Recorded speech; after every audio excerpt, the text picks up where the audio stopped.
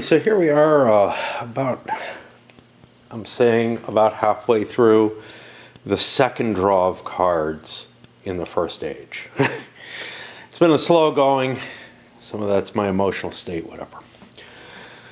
Last video went way into that. Maybe this one will be a little bit mellower, I hope.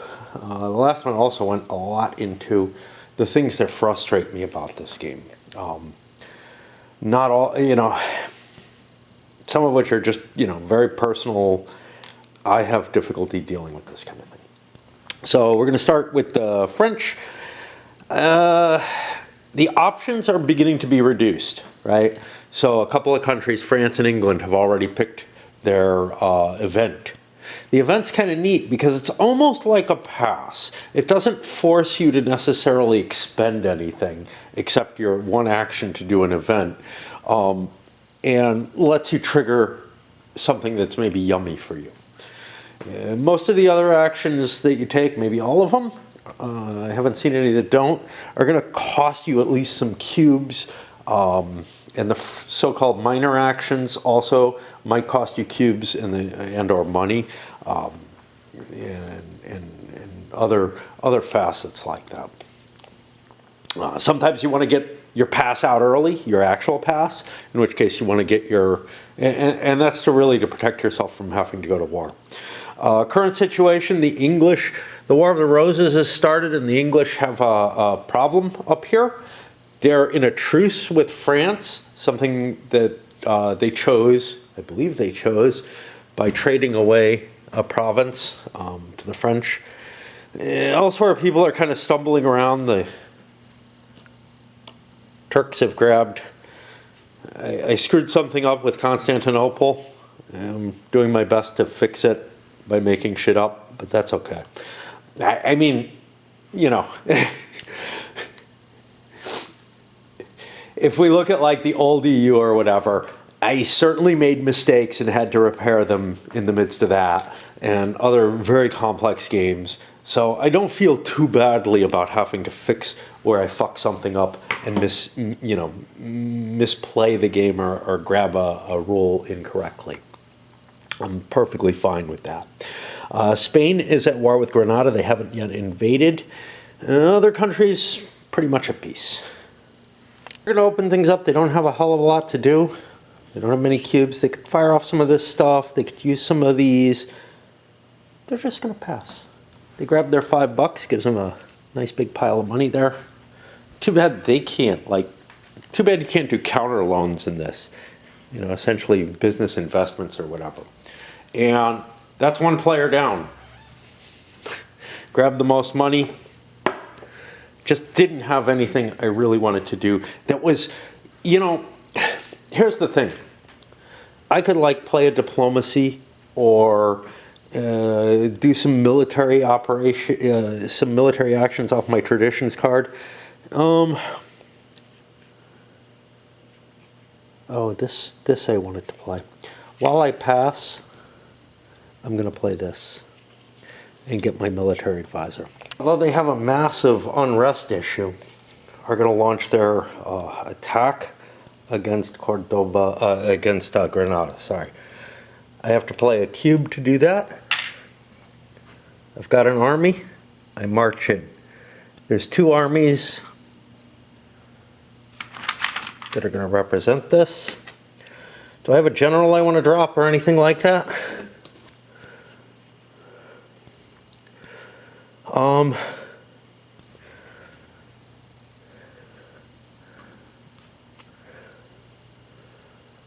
It cost me 2 military, which I don't have, to get a bunch of horses. That's not very helpful. Don't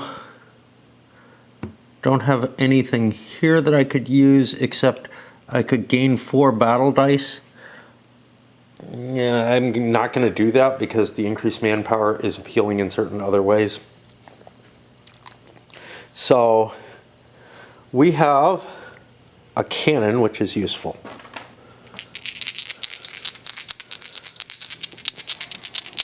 We roll 3 dice, which is what we always roll. Oh, wait a minute. We got an advantage. We just have the cannons over there.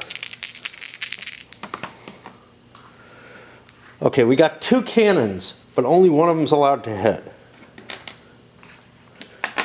Because we only have one. 2 cannons on the dice. And here's our opposition, who got a double infantry hit. They can't have tercios, so they cost us 1. And this is the capital, so their minor is not going to retreat. I'm not going to retreat. So I fight another round. Okay, I got a double hit.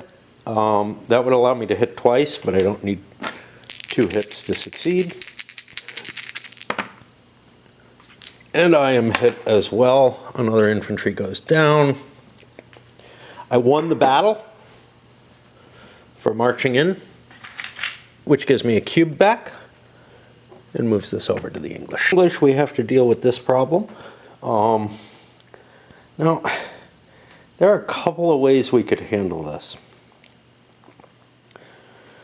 One is we could activate our land unit and move it over to East Anglia. Another is we could activate a boat, move it to here, and thus transit. In fact, this is what we want to do. Yeah. So we spend 1 cube. We move our boat 2 spaces. And now, I believe, as part of our naval movement, maybe I'm wrong. Let me look at how this is. I think this is the cheap way to do it. A naval app, you can undock any number of ships out of their port, and or you may perform a naval movement to move ships to a single destination within the sea's range. So I'm not undocking, even though I'm in a port. I'm moving my full range with that 1 stack. But somewhere here, I believe this allows me to transport ships during naval movement. During a naval activation following the naval movement, you may transport an army unit across a naval bridge that includes any of the just moved ships. This requires that the army unit be transported be located in an area adjacent to the naval bridge. So this allows me for 1 cube as opposed to 2. If I had moved across here, I would have only been able to get to here. But because I moved the ship, now during the naval movement, I can move to here. That gets me into a battle. Now, I'm not sure how much I like this idea, but it's what I'm having to do to, preserve cubes. I have 2 infantry and an artillery, and I did check, it's 3 units. Let's get my battle dice. Oops. Yeah, I have a tendency to leave the dead lying around. Okay. Now, I'm going to roll over here on the Russian side of things, because on this side of the board, things are kind of tough. But for the English, we have... Oh, shit. I appointed a general? Henry's gone, so this is for the best. But for whatever reason, I had Henry as my commander. Okay. I could supersede him and get rid of him, but I've paid for him, even though Edward gets me more dice. I'll be rolling 5 dice for my battle, and I don't know what happened. It's hard to tell that you have a ruler in charge when you're looking to pop a general in place. Okay. I got 3 artillery, but I only have 1. So I've only caused 1 hit. And meanwhile, they also caused a hit, which I will take in infantry. Unfortunately, my army is rather beaten up. Rebels can't retreat, so we're going to stay. We still get our full 5 dice. The losses don't matter. They only account for how many hits we can generate. We can only generate 2 hits. That's all we need, though. And we get those 2 hits. But since combat is simultaneous,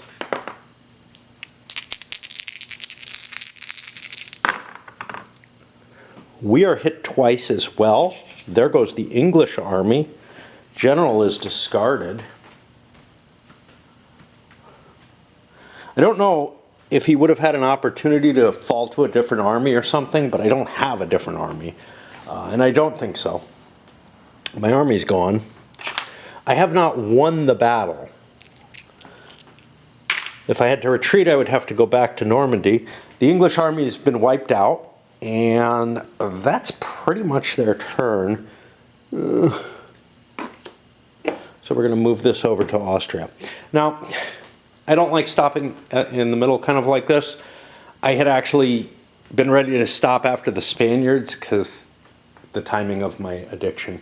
But I had a long enough fight going on. I'll be back later tonight to finish off the last three in this round, no question. Okay, for the Austrians, not in great shape. To defend the Empire mission.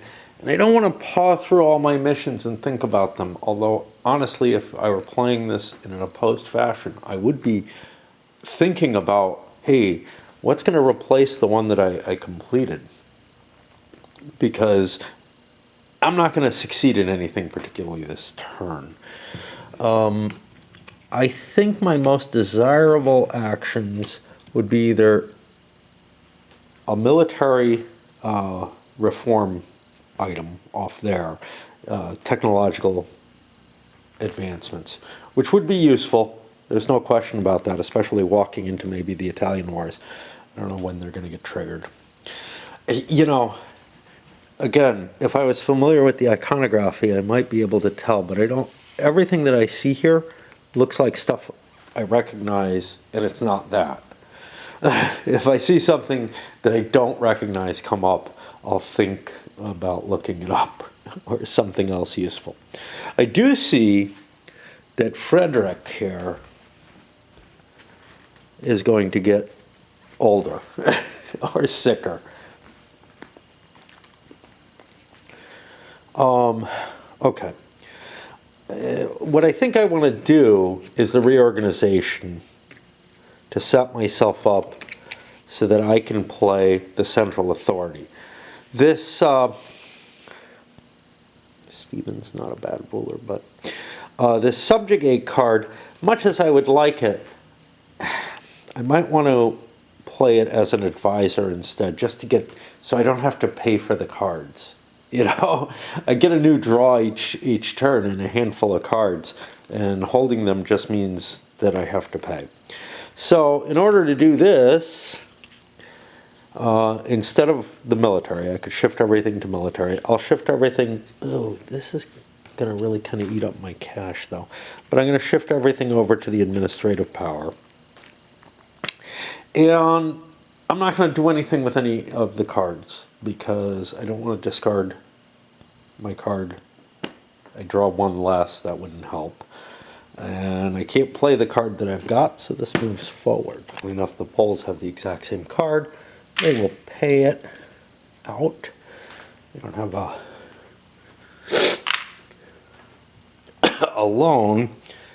And so that's really their only difference. And I've gotten all my cards out and used up all my cubes. So I am about ready to pass, but I need to pick an event first, and that's not right now. For the Turks to trigger this, they're going to need to reorganize to get the full advantage of it. But maybe I like something else instead. Can't play this without a reorg. I could subjugate something. Like maybe that. Konya and Karamouth. Oh.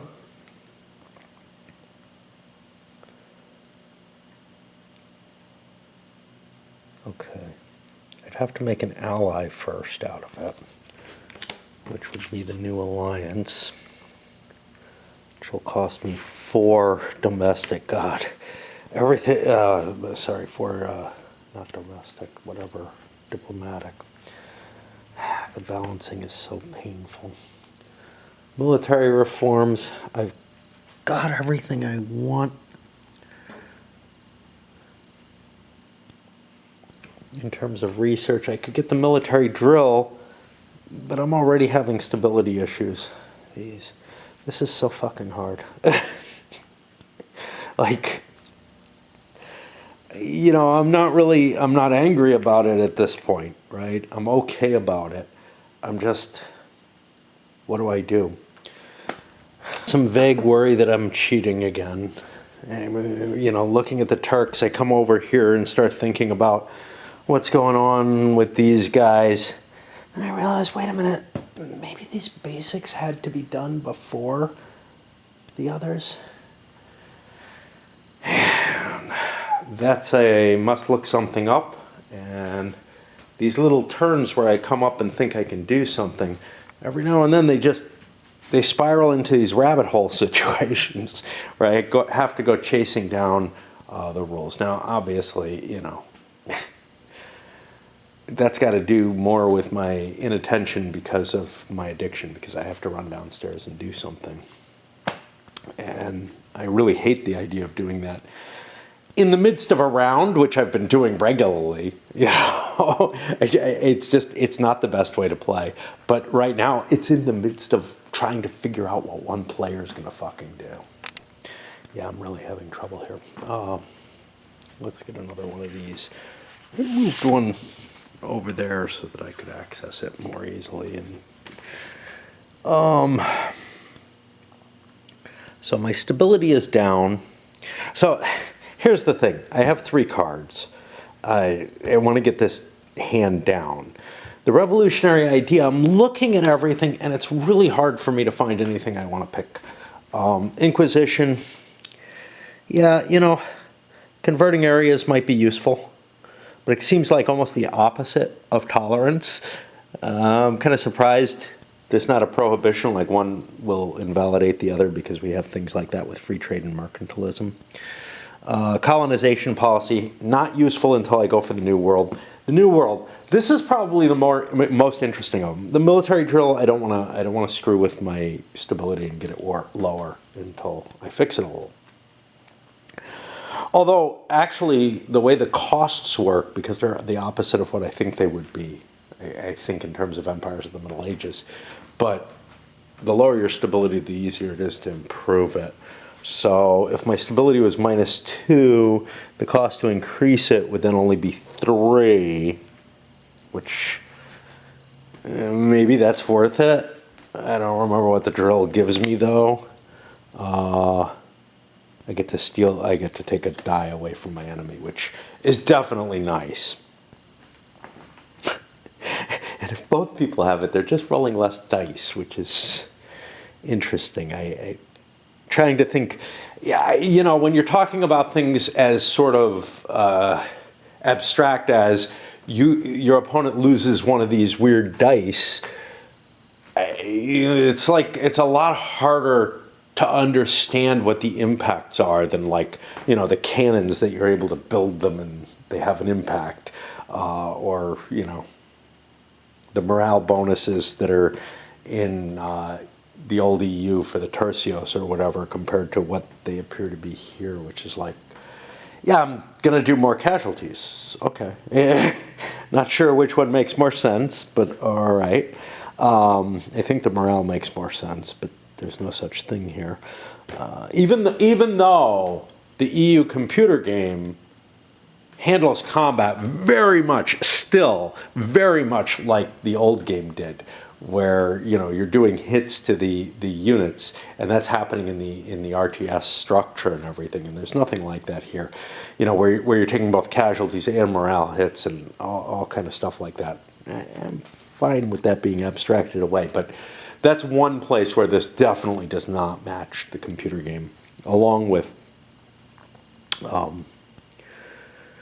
other things like being able to make all this decision, you know, to have all this decision-making process in play, which I really dislike.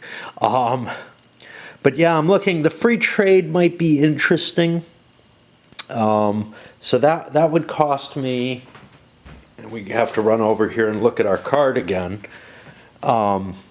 If I did that, it would cost me 2 admin and 2 diplomatic. It would give me a trade action. That's not a bad cost, right? But then I'd have these 2 cards still in my hand. And I kind of want to use the new alliance if I can. But if I do that, then the revolutionary idea, I'd probably want to tap it under here as an advisor. These guys, I can't use it as advisors. I'm trying to balance all these ideas in my head, and again, I feel like I have to run downstairs. In terms of like how to get the best use out of my cubes. No matter what, I'm going to have to do a reorg. And depending on what I do, right? If I do the new alliance, I can't do the subjugate until I do the new alliance. If I do the new alliance, that's going to cost me 4 diplomatic cubes. And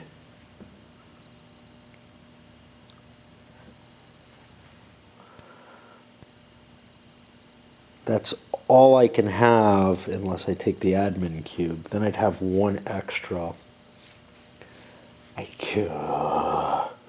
fucking hate this. I hate trying to, reason about all the different sort of comparative costs and effects. Again, if I look at the old EU, it's like, well, do I want to build a colony, or do I need to, research tech, or, I've got these very clear concepts in mind. I've got X amount of money, and I can do, multiple of the same, multiple things with that money. But sure, the money's a cap, it's a limit, the way the cubes are. But the cubes I have to do this weird fucking balancing shit with. And, then I got these cards, which are my opportunities, which aren't just a standard, in the old EU. I've got, hey, I know what all the capabilities are. I know what I can do. I can, try to upgrade my colony, or I can build new forces, or I can try to improve my technology, or I can pay for diplomacy. There's this limited set of things, which is no worse than this. And here I've got this, and these, and those, and, that, and oh. God damn. Anyway, the only reasonable cost-effective thing, I think, is to do this.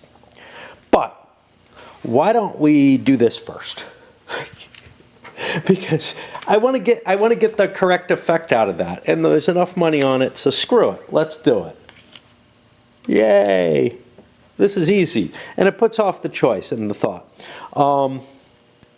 Ottomans may declare war on Venice. If they do, they gain a military cube. Yay, I love cubes. That'll give me more options. And a claim to the Aegean archipelago or Greece. Well, I've already got my claim in Greece, so we'll take a claim over here. And the papal controller may pay 1 to call a crusade on an Ottoman area, and I gain another military cube. Yay! This will allow me to do military reforms. But it does give me a bigger pool. I got to worry, though, because I'm only allowed 10 total. There's already 4 here. 1, 2, 3, 4, 5, 6. So I'll be in 3 more here. Oh, God. All right, well, I got to do something with my military. Probably reduce the unrest. Okay, the papal controller, that's Spain. Do they want to call a crusade? No, they're fucking busy. If they call a crusade, they have to do something about it. Now we've got these two, one of them is the Turkish player. We've got this element to look up. And we throw that over there so we can see. Turn over here, and this is probably it for the night. This is probably all I can fucking handle.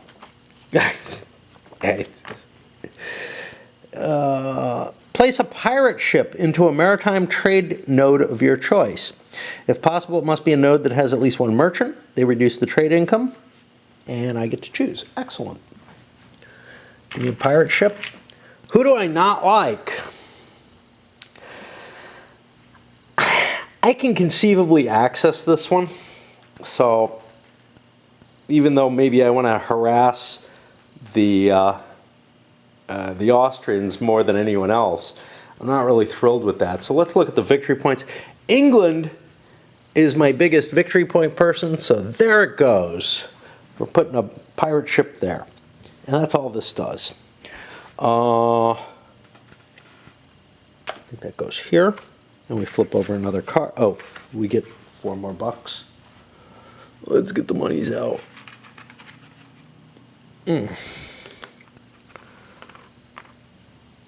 Almost spilled counters, which is a constant problem.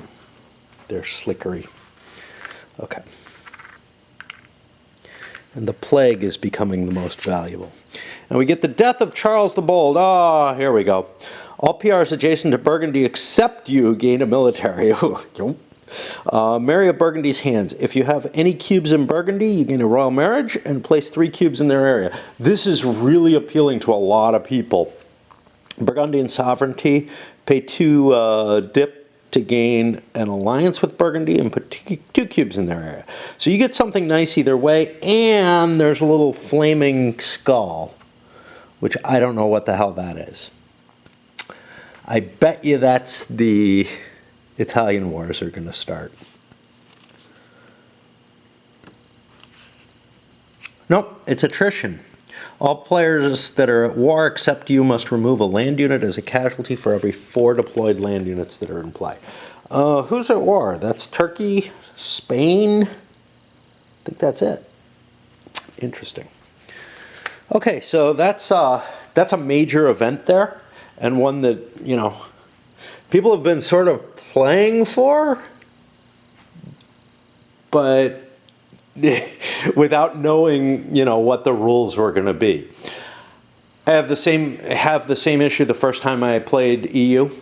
I chose not to read the event book, which, I mean, it is huge and painful to go through, and just reading it doesn't really tell you much. It's like you kind of have to play along with it and follow it on the board for the bigger events to make any sense. A lot of them you can kind of plan for, like, you know, I know that something interesting is going to happen with Burgundy. I didn't know that it's going to be available to everyone. Yeah, well, it's not really available to, you know, Turkey or Poland particularly. They could, but they can't really play in it. But it's available to France, Spain, Austria, and England's playing in that world right now in a way that it's probably of great interest to them as well.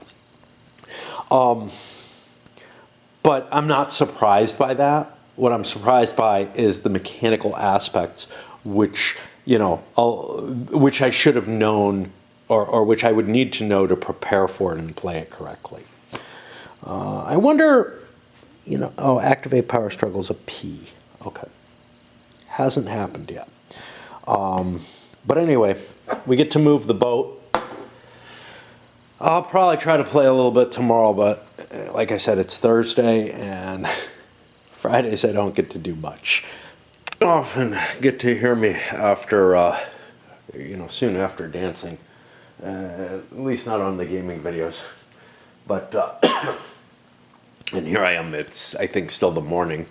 What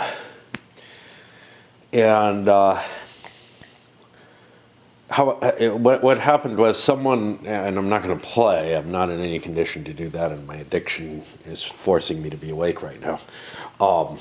Someone pointed something out about, you know,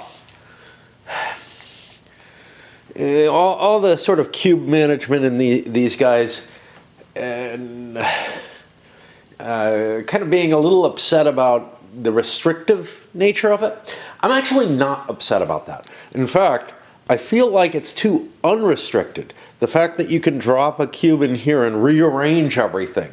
The change of national focus, which says, yeah, you know, you have a king and you have some advisors and everything's set up, but yeah, we're not actually doing that. it doesn't allow complete reorganization, but it does allow you to shift 2 cubes around, which is a fairly significant move, right? And it's usually enough to do things with. It's not the fact, like, I actually would like the restrictions, right? I would like to be able to look and blame, I can't do this because I got the wrong kind of king or something like that. That would feel very much, you know, in the Empires of the Middle Ages type flavor. The old EU wasn't all that restrictive in terms of your commander's capability, but it was somewhat. So, you know, researching tech, it was hard to do if you didn't have a good military capability. If you didn't have a good administrative, it was hard to put a colony down. Diplomacy, hey, without a good diplomat, you kind of didn't do it much, right? Other stuff that this game handles, you know, the trade aspects where you are spending one of your cubes to do trade, those were just, you know, implanting trade was difficult and required you to make a roll. But once the trade was in place, it just generated income for you consistently. And I believe the video game does the same thing. Once you have your merchants in place, you don't have some kind of mechanism where you're drawing cards and trying to select, hey, how much trade do I get this turn?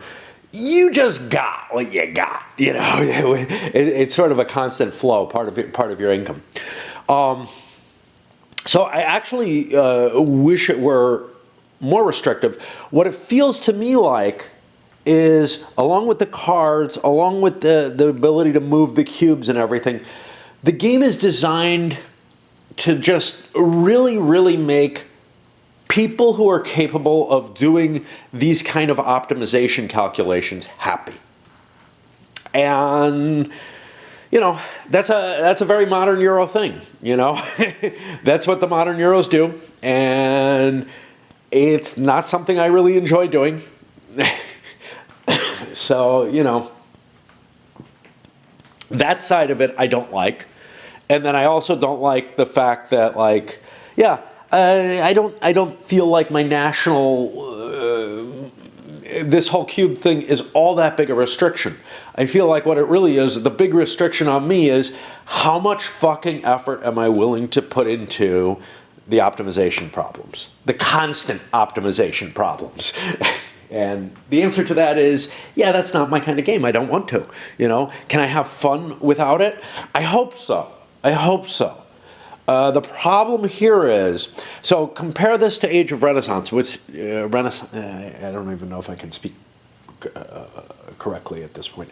Age of Renaissance has a lot of the same kind of optimization and thinking, you know, about your situation. Much, much lower level than this is. You know, much, much less effort has to be put in. But if you don't do it and you're playing solo the way I do, or you're playing with a bunch of other people who just, you know, aren't trying to figure out every little point and all that kind of stuff, you end up with a fairly, you know, a competitive game, and I think you would here too. I'm not as certain, but also it's not really clear what that game represents. So it's like, yeah, I'm playing something that's as abstract almost as a Euro, but in an Age of Renaissance, but and therefore it doesn't hurt as much. With this, I know the historical events that are, you know, taking place. So Turkey having trouble getting themselves together is because I can't calculate and push my cubes properly, is something that's really, really disturbing. It's, you know, it's not like I'm playing a 4X game, you know, like Stellar Conquest or SE4X or whatever, where, you know, I'm in a made-up universe, somebody screws up and everything. Yeah, it sucks to be them, but that's all. It just sucks to be them. You know, it isn't a matter of, yeah, well, you know, not only do I know that that player is going to be screwed for the rest of the game, because of some errors that they made early on. But also, I know that history has been kind of screwed up because they're that screwed. Now, this is nowhere near as bad a problem as the old EU has with like Russia being basically a waste case. That's just a flaw in the game. You could fix that, right? This is a flaw in me. I don't like playing this kind of optimization problem. All right, here it is Sunday morning. And I'm really kind of forcing myself to play. I start looking at the French, realize though, hey, wait a minute, they don't have much to do, and it turns out they already passed. Yeah, I have some cubes. I could have done something before, but grabbing that first pass seemed like not a bad idea, given that I'm not going to be able to reach my goals. And there's just nothing all that exciting to do. Well, this was easy. For Spain, they're set up to do their siege. One cube fuels my artillery, which lets me hit 2 different locations. And so they will take both of them. And I have to hunt down the occupied tokens and stuff like that. So I'll just back away. But both of these are going to fall. My dread is that I'll be faced with hard decisions. But honestly, most of the things are set up, and I'm kind of remembering stuff, so it's less painful than I expected. No pleasure. Somehow the joy has gone. Like, finding out what this was actually going to play as, and how much it doesn't match with my own tastes has taken the pleasure from the game. I might still find it. If I can find, this kind of, if it is this easy for me to play, if there aren't these painful, hard decisions, but I know they're coming. The French do have a difficult choice, or set of choices here. Or, sorry, the English. Yeah, they're almost French. They own a big chunk of France. One, I might want to clear up my unrest. That could be a really painful situation out there. Second option is, I've got this commercial growth, which is very appealing. Either increase my tax revenue, which right now is 9. What do I have to get it to? I have to get it up to 15, and that's a surplus. Ooh, yeah, that's pretty hard to get to. What I can't do is enhance a trade zone.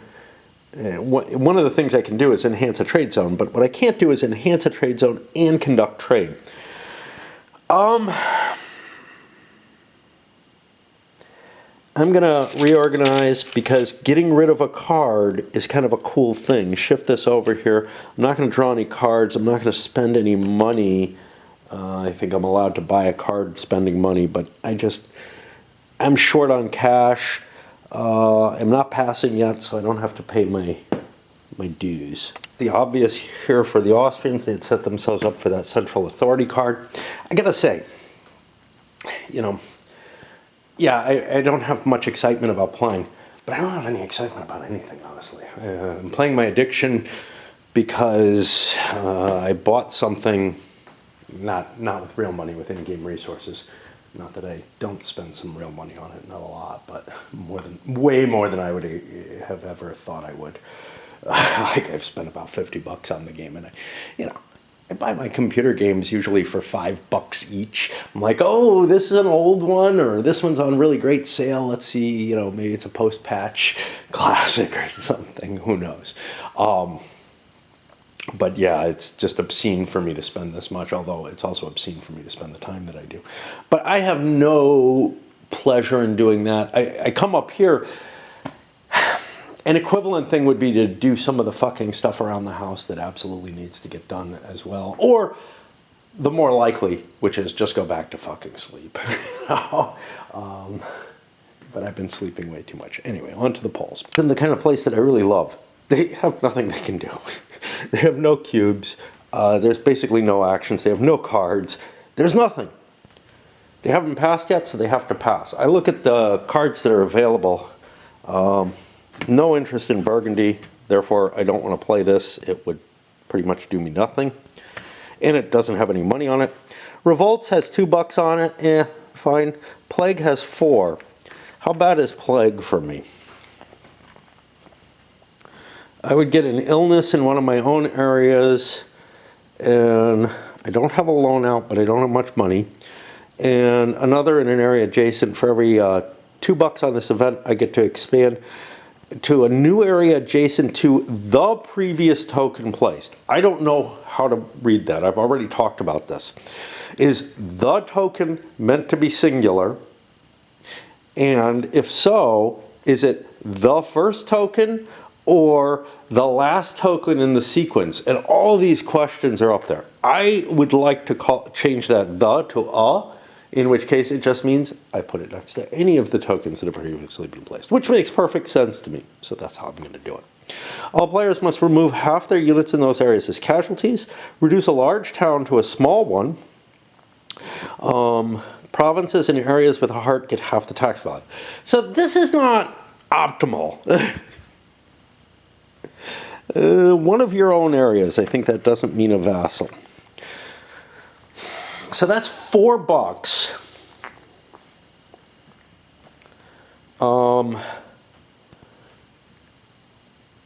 And I could put it somewhere like this, where, but I've got a lot of cash there, so that's kind of unpleasant. Certainly don't want to play it here. It just seems like it's going to do too much damage for what it is. So let's look at the revolts.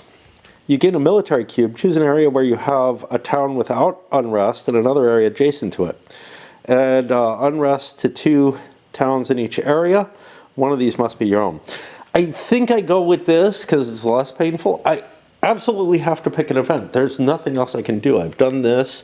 There's nothing that costs nothing. So I guess this is the event we take. And now we look. I gain a military cube. Hey, now I can do something maybe, kinda. I probably won't. This shifts over into the event side.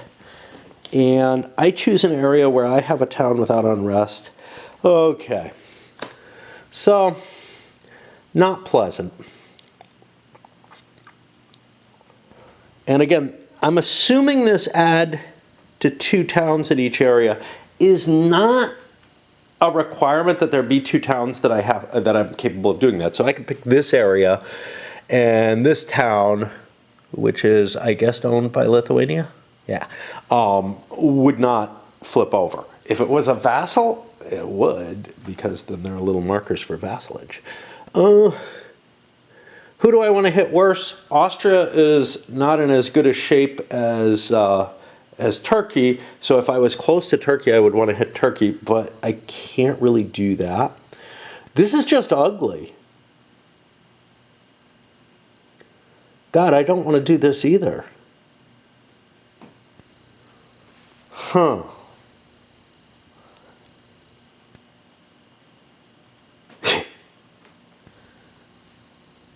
What was the other one? Oh, yeah, you know what? I'm going to go for the other one. Because this is just going to generate so many revolts. So I'll get $2 more and take this one. I don't like it, but whatever. Okay. So I look for broken hearts, which I think are in this tray. Okay. Not all that used. I put one in one of my own areas and one in an area adjacent. For every 2D, there were 2 of them. I get 2 more. So I'll be able to spread this if something happens. All right. I'll put it here to begin with.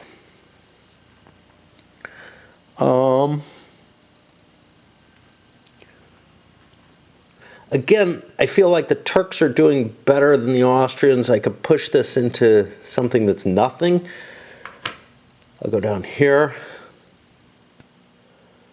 I'll push it here and down to here. And we've created a plague with Constantinople involved. Hey, it could be Black Death here. All players must remove half their money in these areas, reduce a large town in one of these areas to a small town. Just in one. Well, there's only one large town, so we have to choose that. So Constantinople, or Adrian, is going to become tiny. And we'll shift this cube over. That got me my event. This goes over here. And the last event of the period, the Neapolitan succession. Add pink bloops on Naples, Salerno, and Bari, replacing any existing markers there. That's going to be down here. That's going to make it into an NPR, a dynamic one.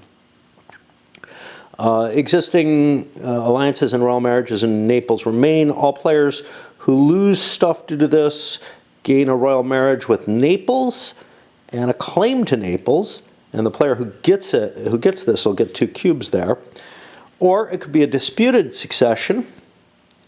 Add unrest to everything in Naples, and you get a claim in Naples. This is kind of an interesting one for various people, and I gotta find $4 to throw down on the board. It'll be 2 here on the revolts, 2 on the death of Charles. And that moves the boat over to the Turks. The Turks are in kind of the annoying position. They have the City of World Desire. They can't fire it off yet. They gotta wait until the peace. And they'll be getting some stuff, but they have to research tolerance.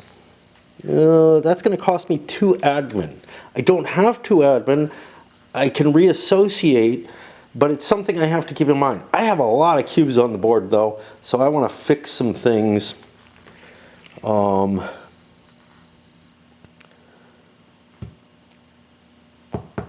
This would cost me 2 admin. I'm not going to have 4, so I can't do this card.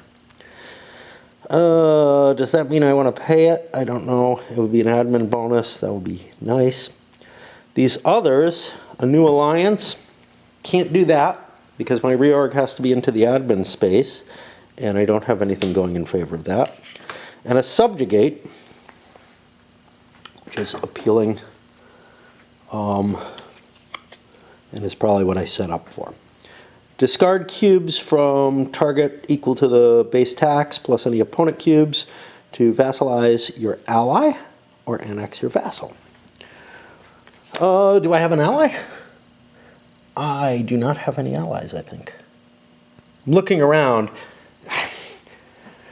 When a game is this, this full of stuff and this complex, the board state can sometimes be hard to assess, and since it's new to me, I do have to be careful. So this feels like I'm not going to be able to do this because I don't have an alliance. Now, I can't get an alliance. You can't, forge alliance. Okay, so that'll cost me peace equal to half the target's income. Both PR and NPR must be at peace. I am not at peace, so I can't do that.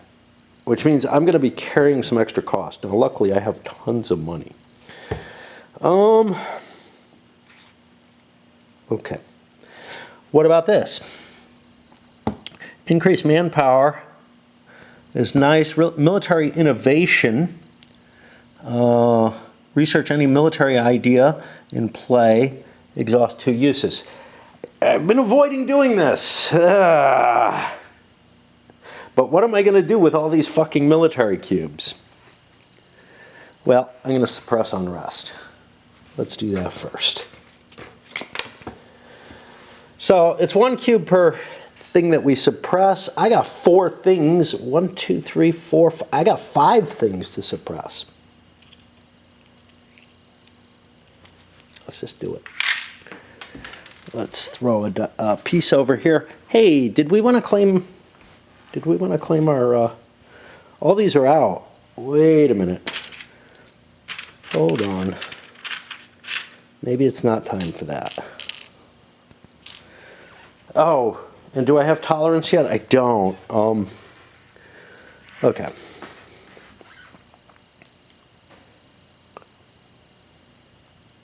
I would get 2 cubes in Naples for this.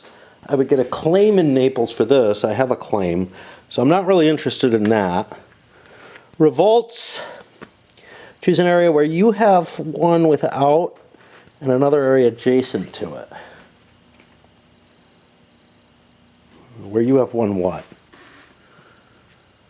Where you have a town. So I could take this, generate a revolt, and spread stuff elsewhere. I'm not really hitting anyone. What about Charles? I don't really give a shit about Charles, but he comes with a couple bucks. All PRs adjacent to Burgundy except you gain military. If you have any cubes in Burgundy, and no, I don't. Burgundian sovereignty, pay 2 diplomacy to gain an alliance with Burgundy and put 2 cubes in the area. This is so far out of my area of power, it just seems idiotic to do. I'm tempted to do the Neapolitan succession.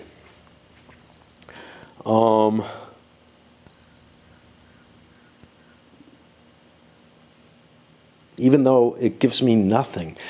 But the revolts, although they give me a pile of cash, they aren't really advantageous to me, are they? Like, they're the thing that nobody wants, and that's why there's money piling up on it. We'll grab the Neapolitan succession for Turkey. It has to be a disputed, I think, because... No. Disputed gives us a claim. We don't want that. Okay, add pink on Naples, Salerno, and Bari. There's already one pink nation in place, so we look for the other pink nation. Those are horizontal stripes. We give vertical stripes, and I got to find the capital and this. Okay. So Naples has just become an independent region. Now, I don't know if they've just, I don't know if they've lost their vassalage because of this. They become dynamic, not independent. I'm not quite sure what that means. Let's keep looking at these effects and see what happens. Replace any existing towns or vassalage there. I think this breaks the vassalage. The reason being, if it was a player, it would break it. But it's not a player. Of course, what's weird is this doesn't impact, I don't know. Okay. Existing marriages or alliances there remain.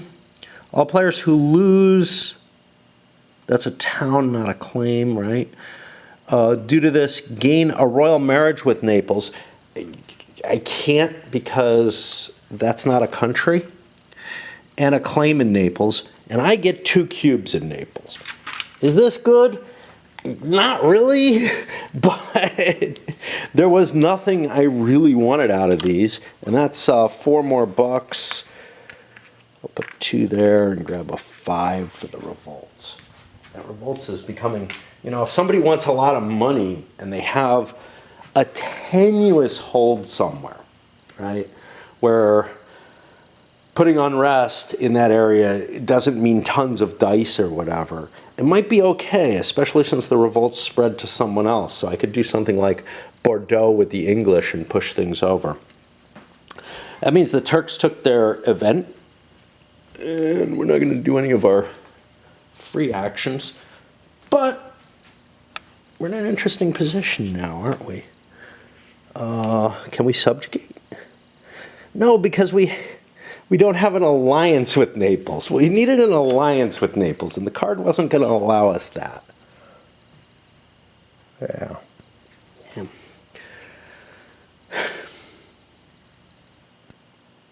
You know, I'm just thinking we want to do the Burgundian one, except we got a couple of cubes. That's better than anything else. We have plenty of money. Getting that extra money for Burgundy doesn't seem valid. And we run back over. I'm sorry for how long that took. Once you know, I was entering into some interesting, weird stuff, and I feel like I have to do the thought processes of that.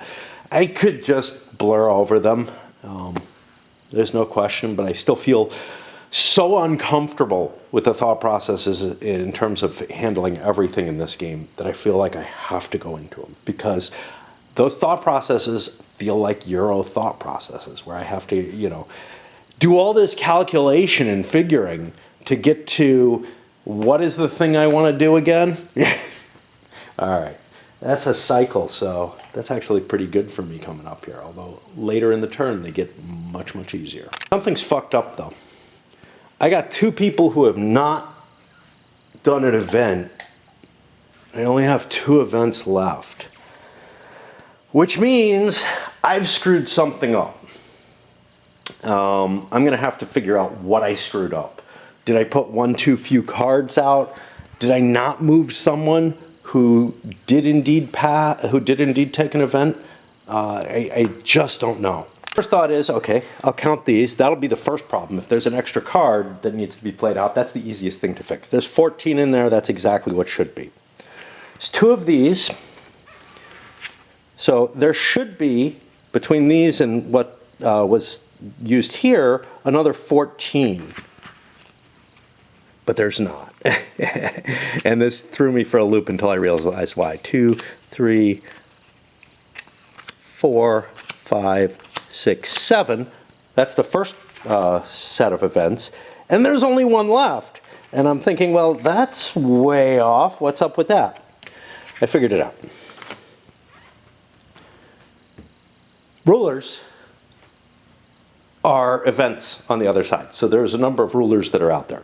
So let me keep this 1 here, and I'll count the rulers and see what we have. But I think the answer is pretty clear, is that someone fired an event off, and I don't remember who.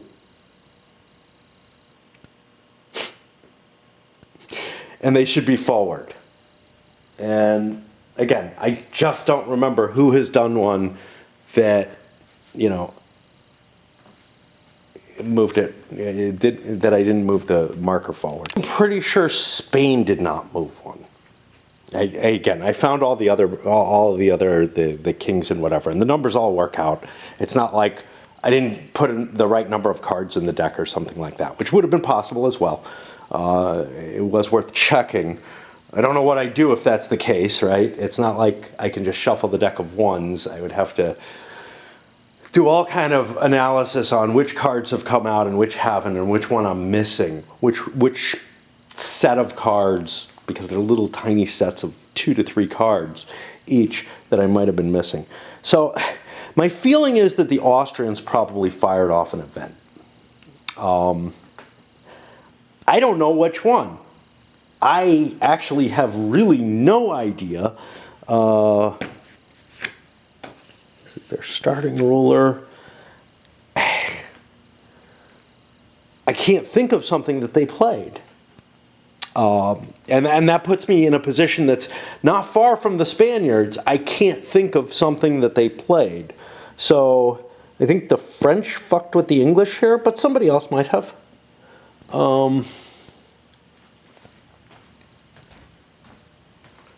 You know, I can look at the pile here. I know who just did a couple of these. The Veneto Turkish. I bet you Austria did that. Right? Or did Turkey do that? I don't know. I'm going to move Austria forward because I don't think Spain did one. But I'm doing this with low confidence, and I have no idea how you repair this kind of situation otherwise. One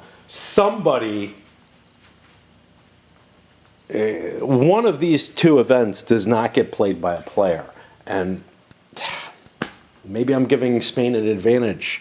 Maybe they played one already and Austria did not, and I'm stealing something from Austria. I don't know. But it just seems more likely to me that Austria is the one who pulled an event, because they're kind of running out of shit to do. Did I just do one? I don't know. I don't know shit. I can't remember anything. My brain is like really deteriorating. France already passed out. Spain they're free, and they're going to want to trigger the Burgundian inheritance. They actually gain some stuff from it, although other people will be getting things too. It seems worthwhile.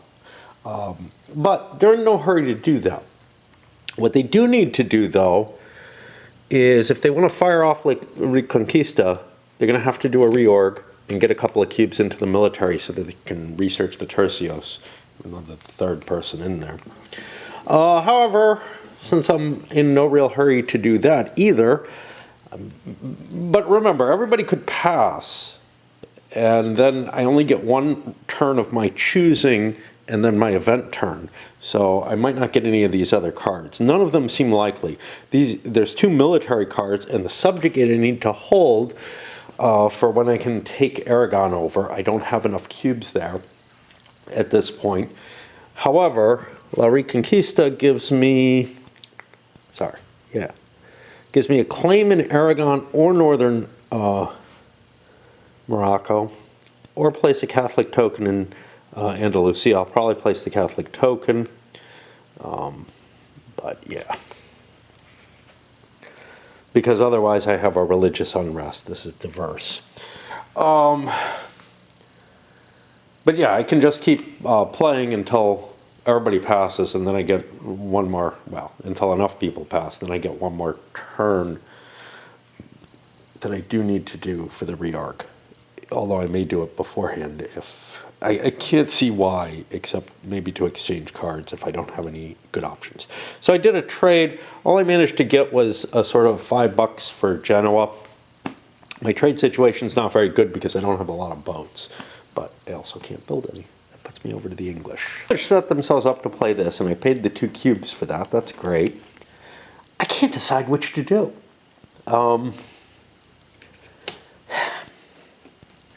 If I increase one of these to one of these, well, I might get some additional troops, right? This goes from 7 to 6, this goes from 2 to 3, so I don't get any troops now, but there's sort of a half extra troop in there to build.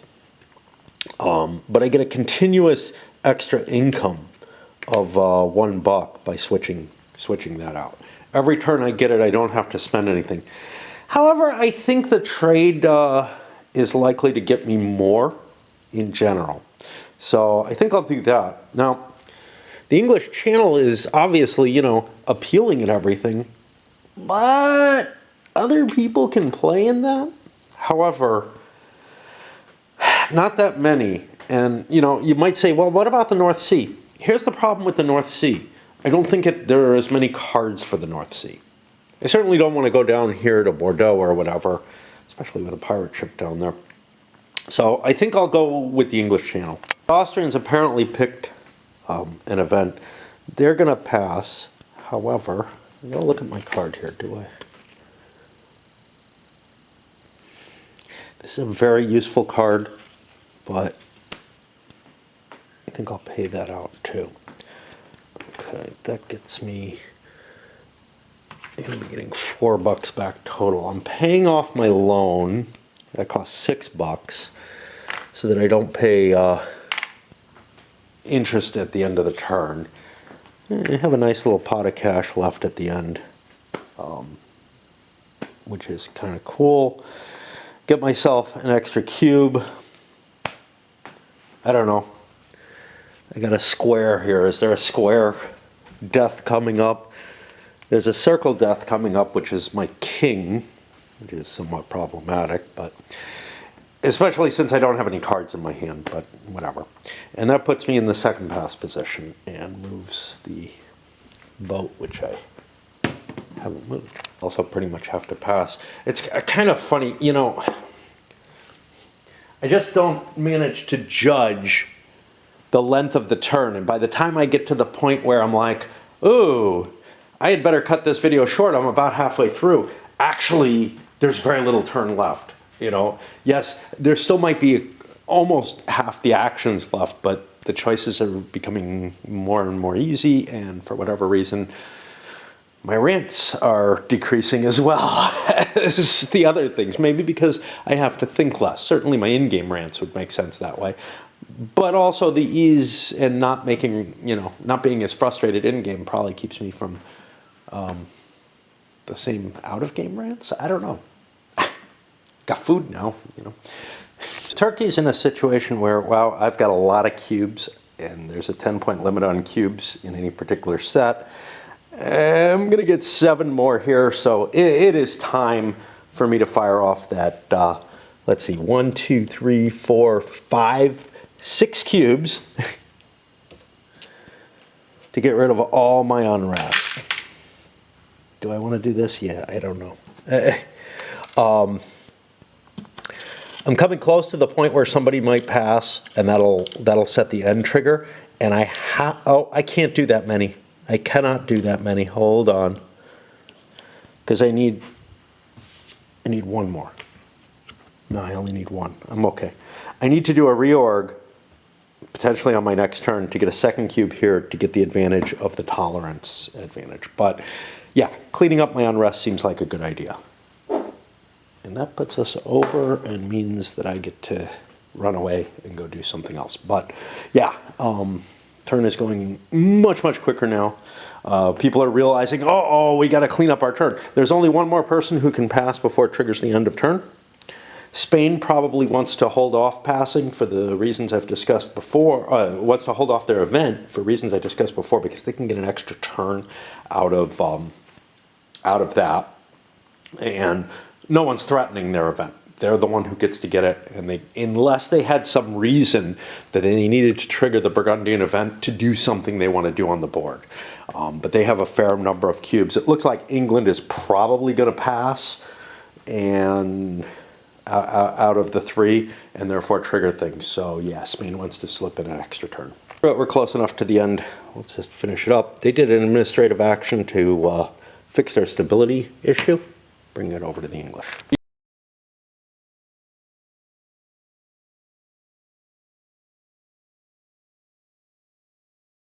Pass, cleaning up their debt, throwing it to Austria, Poland, all the way back to Turkey. With 1 action left, we know what they're going to do.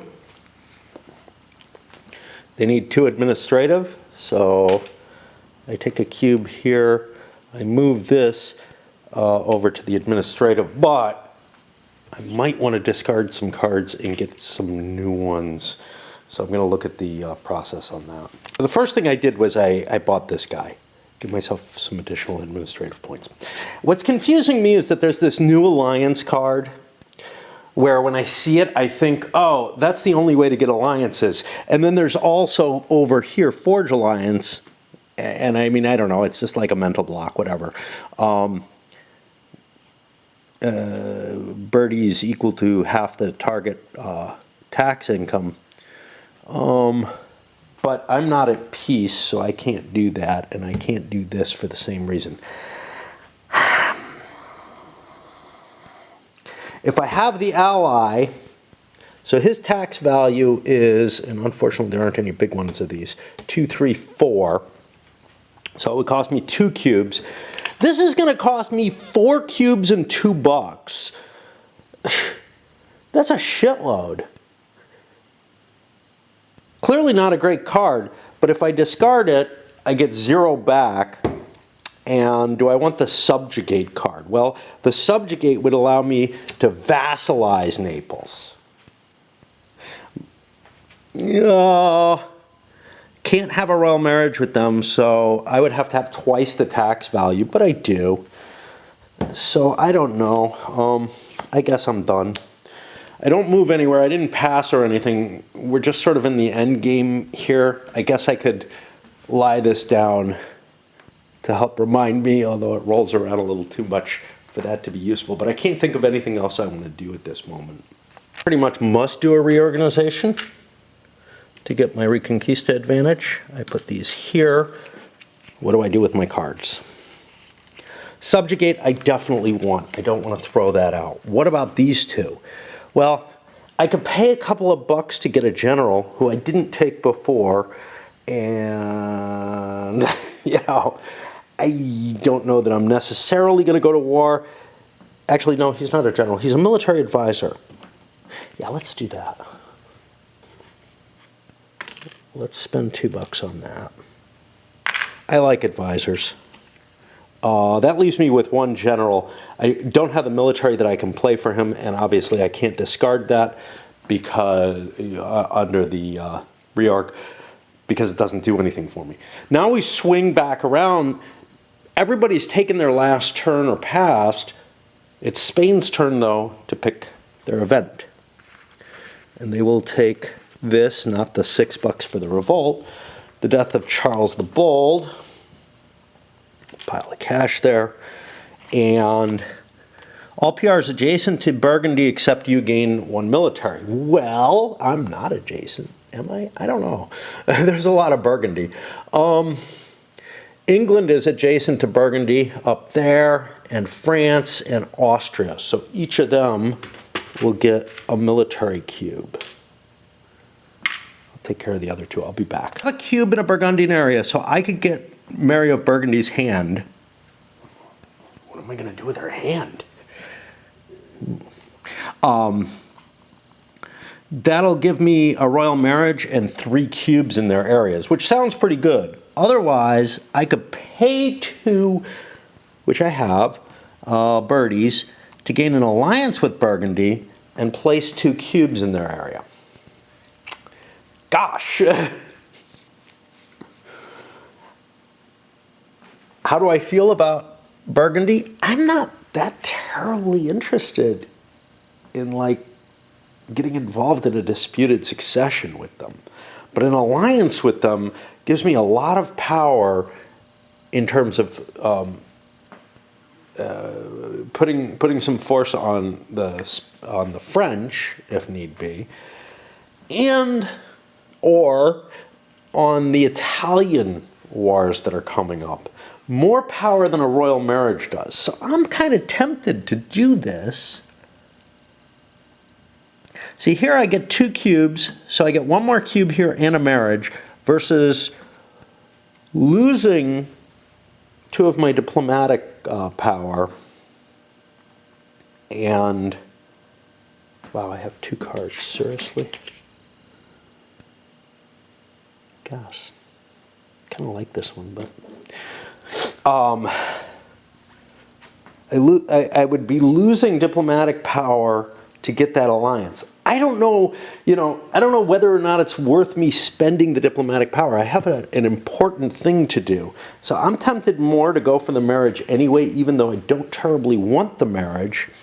I end up getting that marriage and 3 cubes, which I think I'm going to do instead. I just think that's more advantageous than... basically, I'm not willing to pay the cost for the alliance. Generates one more thing. This symbol.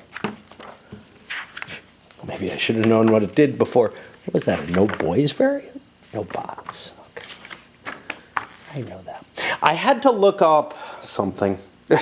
And I don't remember what it was now. Oh, fuck.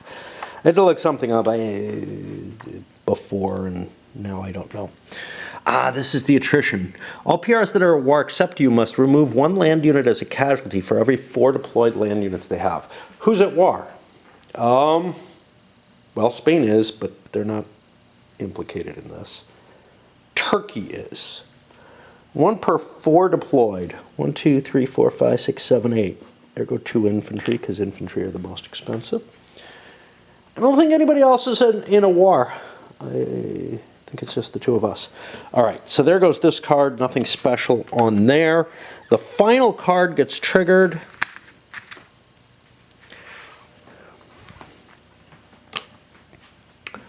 However, it doesn't have its effect. It just has some events, which are Unrest, Rebellion. All players roll a rebel die for each of their provinces with Unrest.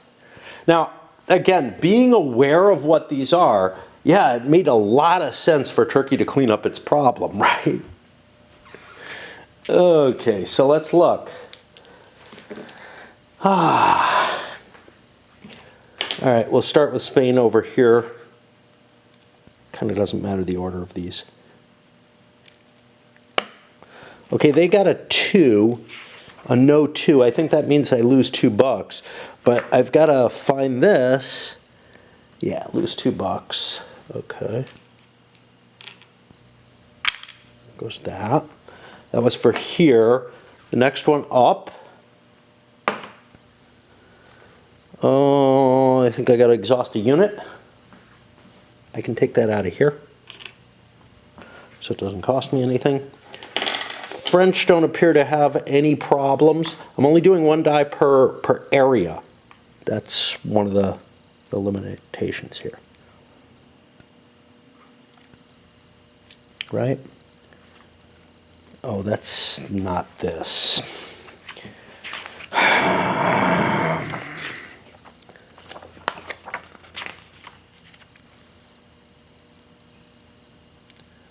For each of your provinces with unrest following, you roll a maximum of 1 rebel die. Well, I assume that's per area. I've had this issue come up before where it's not clear enough. The English have an area in unrest. I think they lose a pitchfork. Take it in Northumberland. It's near their trade routes. Who else has got problems? Well, of course, the Poles have problems. Let's hit this area. They have to retire a manpower. Take that out of those. They got one over in the vassals. I think that counts just the same. Otherwise, these wouldn't do a damn thing. They get no effect for that. The Turks cleared up their problem. Okay, we got 2 more cards. This is a heart on circles. So we kind of go around and look.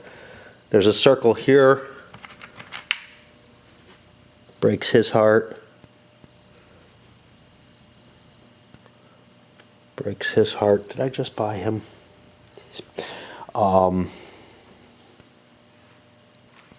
Take here. Mehmet gets one.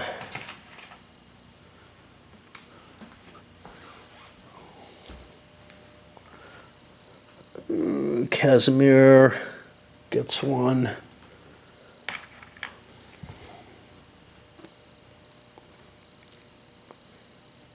What are these? These are not.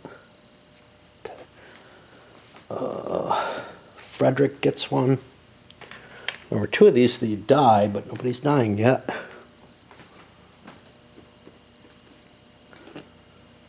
This Jan Amor gets one. Didn't do the Spaniards yet, and I know they have one coming. Oh, no. Okay, this guy dies. No, I just did him. I just did the Spaniards, right? That's why, yeah, that's why I mentioned, hey, did I just buy him? Okay. So that's the ill health or aging mechanism in this game. I find, so I'll say one thing for it. In the earlier version of EU, there was kind of a, hey, you will die at this age, and you might die earlier through random events, which maybe these kind of apply to. And you may die later due to like, there's possibility to get like a couple extensions to your lifespan off of random events as well. And that works perfectly fine. The scary game is Empires of the Middle Ages, where death rolls are completely at random, and it's possible to have people ruling, you know, for ridiculously long times, or ridiculously short. But ridiculously short, hey, I'm fine with that. Here, what I kind of don't like is that there's not the appropriate level of variance, and that players have too much knowledge. So your knowledge of the deck size helps you determine, of which cards are in the deck, helps you determine, you know, again, if you memorize what the cards are, you'll memorize as well what the little symbols are on the death things and who's going to be getting killed, etc. And that just doesn't feel random enough to me. There's a little bit of randomness and variance in terms of how many cards, in terms of which half of the half deck that a particular card is in. And you know, it probably, assuming that you choose your cards reasonably. So here's the problem. It is possible, I think, who knows, because they may have constructed the card decks all so very carefully that everyone will die in about the right lifespan length. Assuming no, you know, external wounds or whatever that happen from anything else. But there's no concept of like sickness happening, although maybe there's events that trigger an illness check or something like that, I don't know. But for the most part, it's just this one mechanism that has to play. And if they screwed up anything, it's possible somebody might live an inordinately long amount of time. Certainly not as bad as they do in empires of the Middle Ages every now and then. I had somebody who ruled for over 300 years there. And he was very good. That's the other thing. The better you are, the more likely you live forever in that game. It's a little problematic, but the games that have come after it, the EU has some of Empires of the Middle Ages baked into its ruler qualities and its ruler ratings. They're almost exactly the same kind of system, but they got rid of that obnoxious, like, hey, look, the emperor is 400 years old. Long live the emperor. You might be able to make arguments that it's not necessarily the same person, it's that the dynasty is just so, you know, entrenched, etc., that the same kind of values are in place. I find that disturbing, and I kind of like the weirdness, but it's obviously completely unbelievable. But silly things like that crop up in games sometimes make me happy. But here, I'm disturbed by the being able to predict the deaths, perhaps too much, and being able, like, I don't feel like there's as much of a randomness of, oh, look, somebody got the plague, you know. You kind of know if they're susceptible to it, if you knew the decks. But even more disturbing, given that I'm not going to memorize the decks to that extent ever in a game, is that if there is a screw-up, or if you construct your own scenario and the cards don't almost automatically force every symbol to come up a certain number of times in each deck, then you could end up with people who live beyond their lifespan, or who, you know, an entire sort of sector based on a certain symbol is just killed off because, oops, you know, I picked variants that had different things. That all depends on how those decks are constructed, but given that they have to take into mind, you know, hey, is Austria in this game or Russia? Well, this is a scenario they published, so presumably they can keep that, you know, keep track of that and do that correctly, although I would not guarantee it. It sounds like a really obnoxious type of task that would easily be forgotten. But also, you know, you could be playing a game with none of the powers that, you know, are expected to be in a scenario or something, because the players could pick something using more minor powers. I would strongly suggest not doing that. I would suggest that you want to pick only powers that have events settled in their decks. But, you know, if you're playing something like the Ulm scenario or whatever, well, you know, what if you wanted to do something similar to that for yourself? Anyway, that's going to put me to a better stopping place, which is at the end of the action phase on the Peace and Rebels phase, which is basically a mechanical process, but that's okay. Okay, probably not going to do this every time, but I'm going to go through the mechanical aspects here of the peace phase, Peace and Rebels. Casus Belli and truces. England and France lose their truce. Where do these go? This is going to become painful. Just not being able to reach everywhere, all the different counter trays and everything. I don't think there are any Casus Belli on the board. There is an Austrian truce, so we'll have to walk around the board and we'll get that British one. Either that or throw things and just keep making a mess, which No NPR invasions because nobody's at war with a non-player realm. This is not the mechanism that does these dynamic realms. That's off the event cards. I haven't seen one yet. Okay, rebels. Are there any rebels on the board? They would get to fight now. I think the only ones there were got picked off up in Northumberland.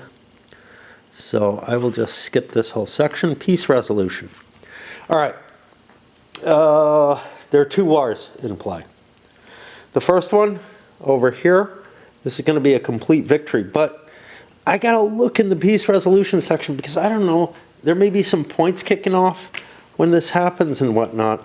I don't recall this stuff, so just constantly, and I don't mind this, but constantly I do have to look this kind of stuff up. This is within the sequence of play, it's bounded. It's not like, oh, on my turn I got to look this up. Although, on your turn, you have to know these things, perhaps, to be able to take advantage of them, which, again, that's different, you know, from the old EU and more stable turn order type games. The pulsing and everything, the cards, all of that interacts in such a way that it's like, you know, in the old EU, you'd have to make the decision, do I declare war? Well, here's what would happen if I succeed. Here's what would happen if I don't. And I understand those, and then when I get to it, I might have to look it up again. But here, there were times when I felt like I had to look things up every time I came to a player turn. And that's a problem with this very much, hey, you can do just about anything all over the place. I'm looking for peace. It's in here somewhere. There we go. Okay, so Spain is going to absorb Granada. This will be a full annexation. Losers' provinces are fully incorporated. War tokens, occupied tokens. If the loser was an active ally of a PR, the PR loses. The victor can discard a claim in order to remove these. Okay, well, Turkey could have done this and kept some cubes. Again, something that I don't remember because there's so many little pieces and they take effect, you know, again, all within the same turn. Now, I have this same problem with the Axis Empires games where it's like, you know, you kind of have to know the whole rule set all the time to be able to operate with any kind of effectiveness. So, you know, hey, with the Turks, I cleansed all that all that issue of my problems.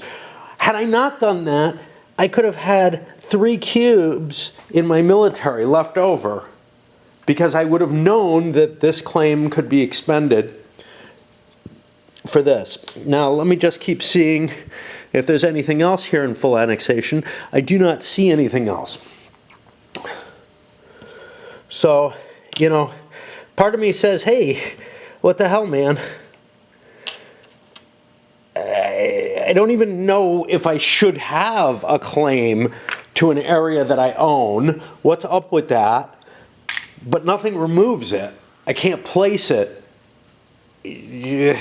But if I lose a territory in there or something, I end up with claim to it, I believe. I'm not absolutely positive about that, as with everything else in the game, but I believe that this claim is pretty much superfluous. It's limited by countermix.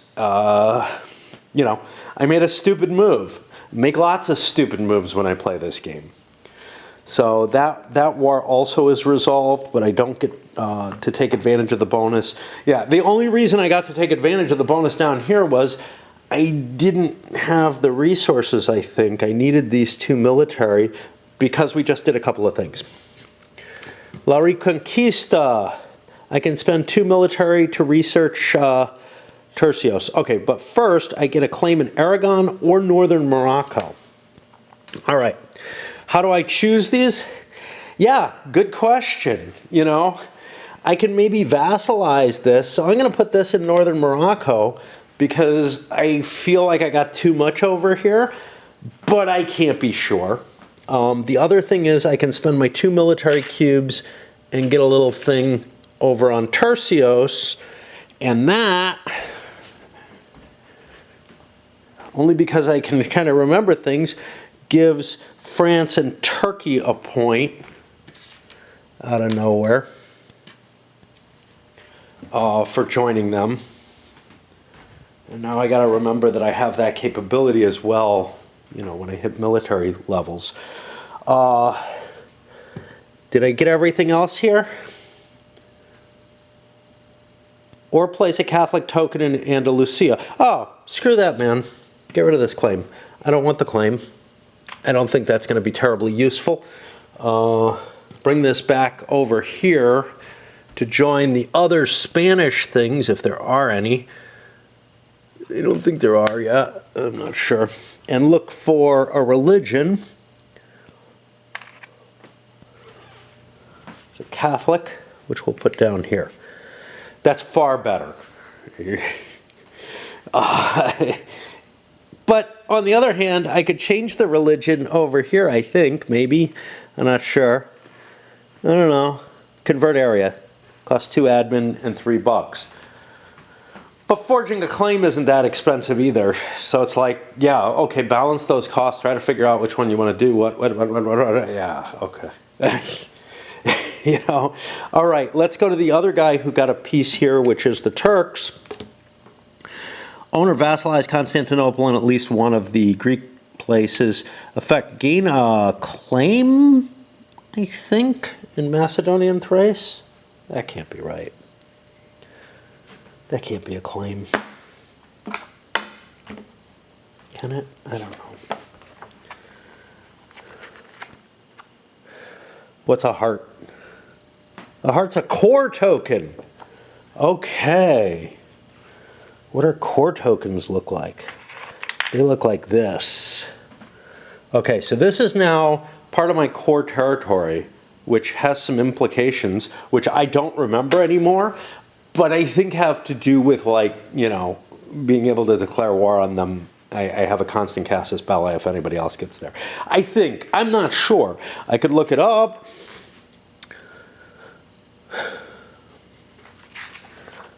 Important terms, maybe it's here.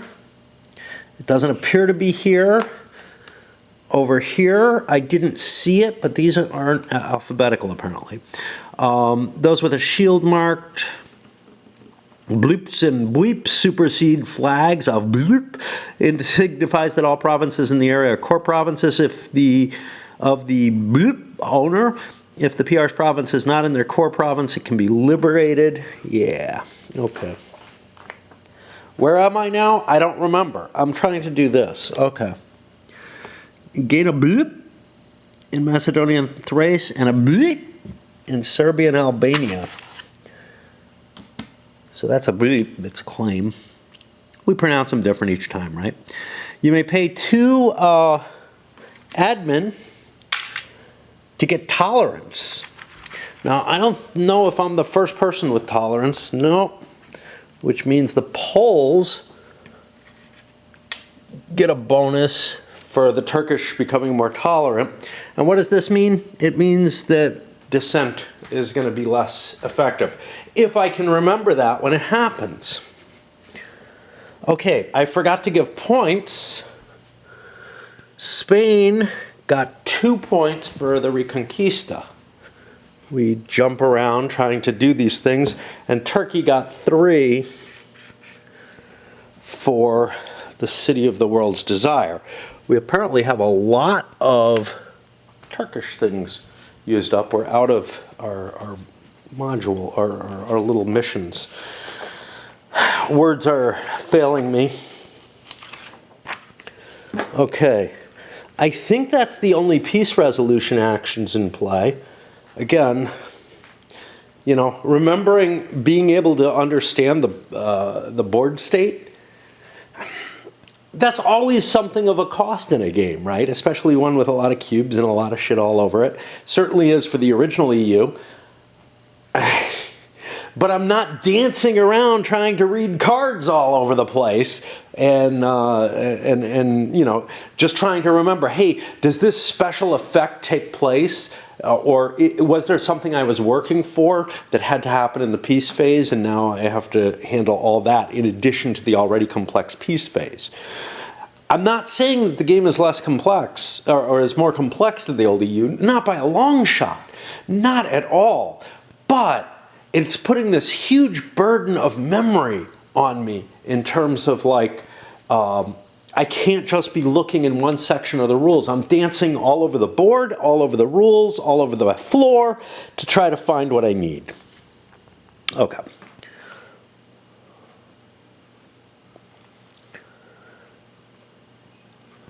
Prestige penalty. There are no disputed successions, no occupied towns. Nobody's under attack by anyone else. Interregnum, nobody lost their ruler, I think. I don't know. Important reason that the Poles wanted to get their ruler, but we've got a lot of sick or old rulers, which is problems. Religious dissent. Players who have a religious dissent in any of their areas must add... Didn't I get... Oh, geez, I thought something was going to give me...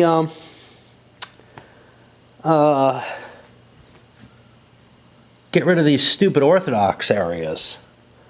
But apparently not.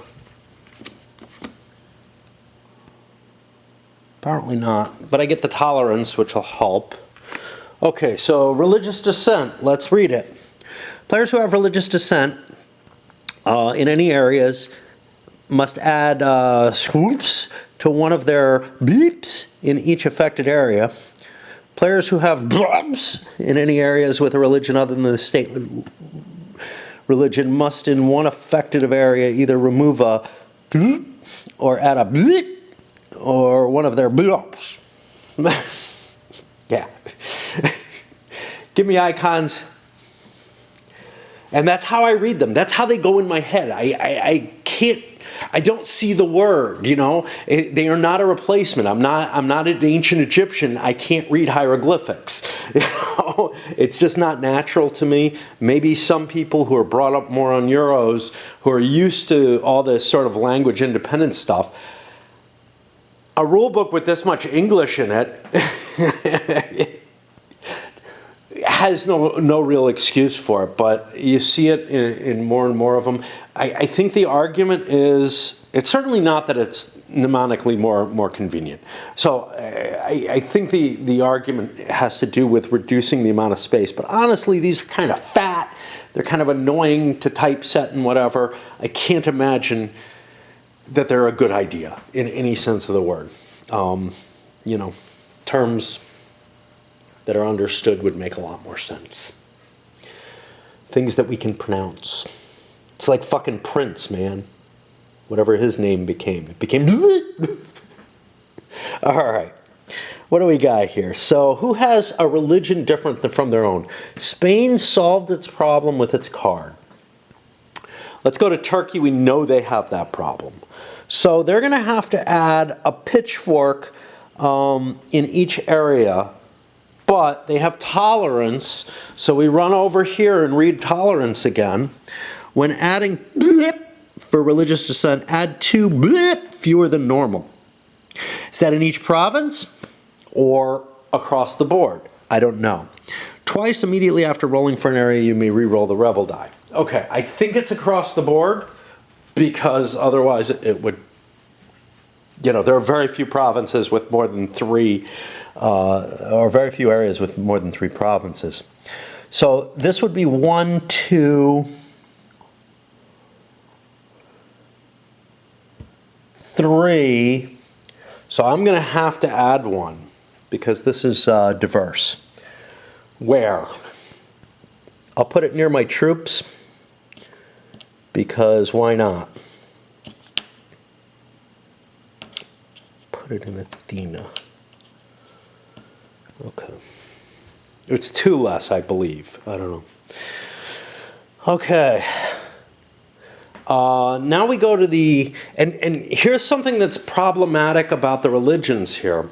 So, the fact that the dull color on the board is just present is kind of disturbing me.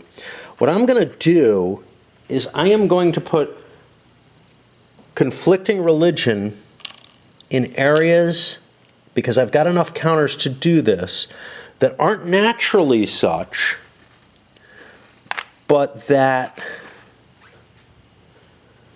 I need to pay attention to. Okay?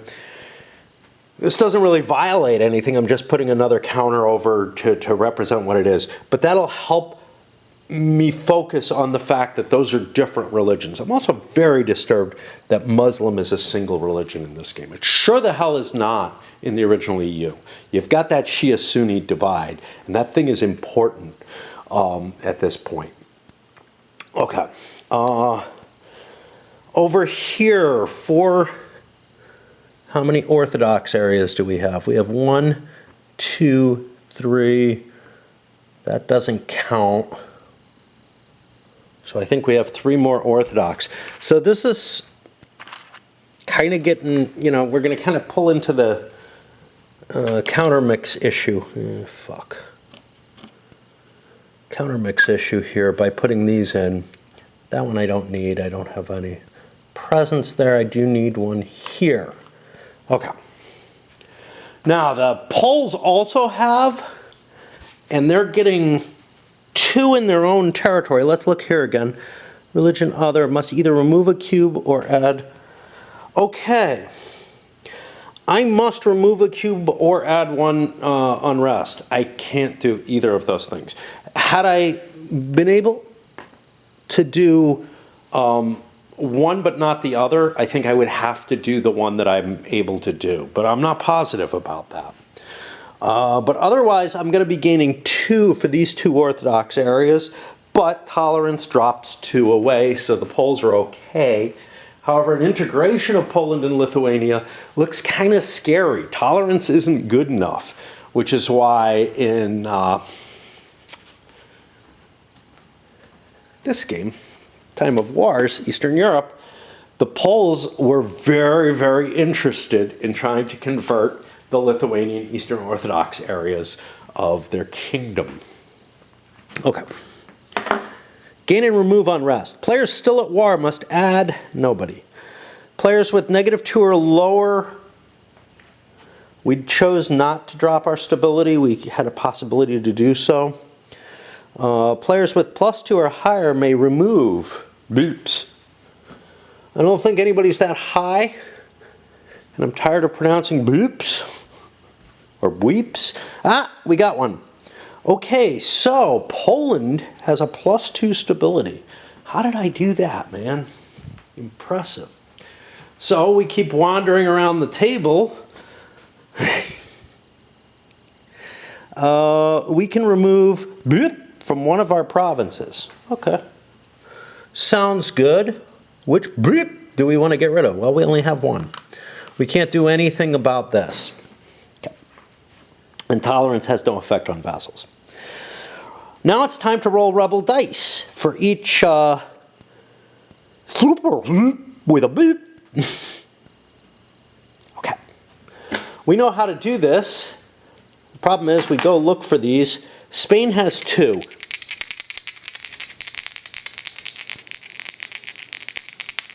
Didn't I get somebody down to a -2? I thought somebody ended up really hosed. No, I guess I avoided that. No, Turkey was considering it. That's okay. We get rid of one of our pitchforks. We'll get rid of this one because it's a port and is of some use compared to the internal one. Oh, England has 2 up there. That didn't help. We roll both dice. Okay, we lost a unit, but we also fixed a problem. And I got nothing I can fatigue. I got problems. My entire army is fatigued, I believe. Is that right? I got to walk over to this side to be able to see. Yeah, none of it's available, none of it's built. Do I have a unit on the board? I could spend him. Okay, we ran into a problem. What happens in the case of that problem, I don't remember. We go to page 37. which I believe tells me. There may be somewhere else that does, though, instead.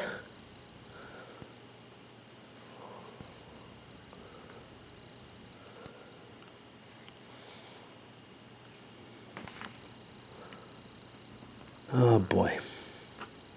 Inability to pay the cost. If you're unable to pay as required, you must instead pay 2 ducats. If you don't have that, you have to take a loan. Okay, well, England is short on money, but they're not that short anymore.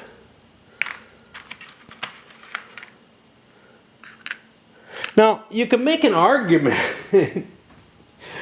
that, you know, exhausting a unit, especially if it's one that's already deployed, might be a worse result than the $2. Like you might, but you don't get the option to avoid the bad result. You know, you don't get the option to avoid the result you rolled.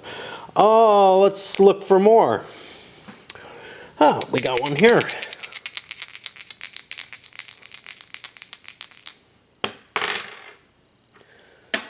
I think we lost $2 off Austria. And now we walk around the board again.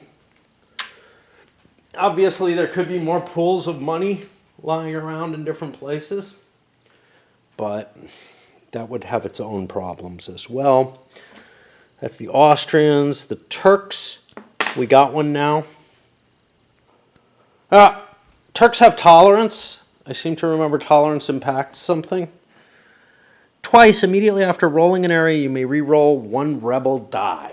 Ooh, that's kind of useful. Okay. I think I'm only allowed to re-roll once for that area, the way it's worded, but it's, again, a little vague. I lose a manpower.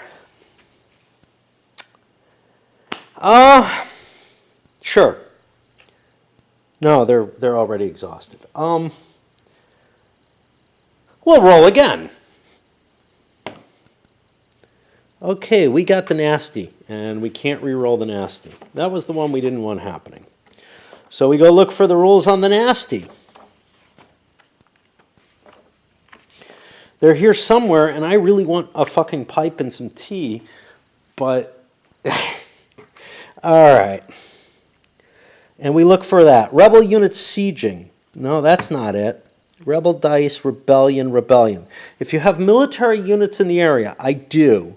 A military is placed for each one of those results. Okay, so there's one soldier there who shows up.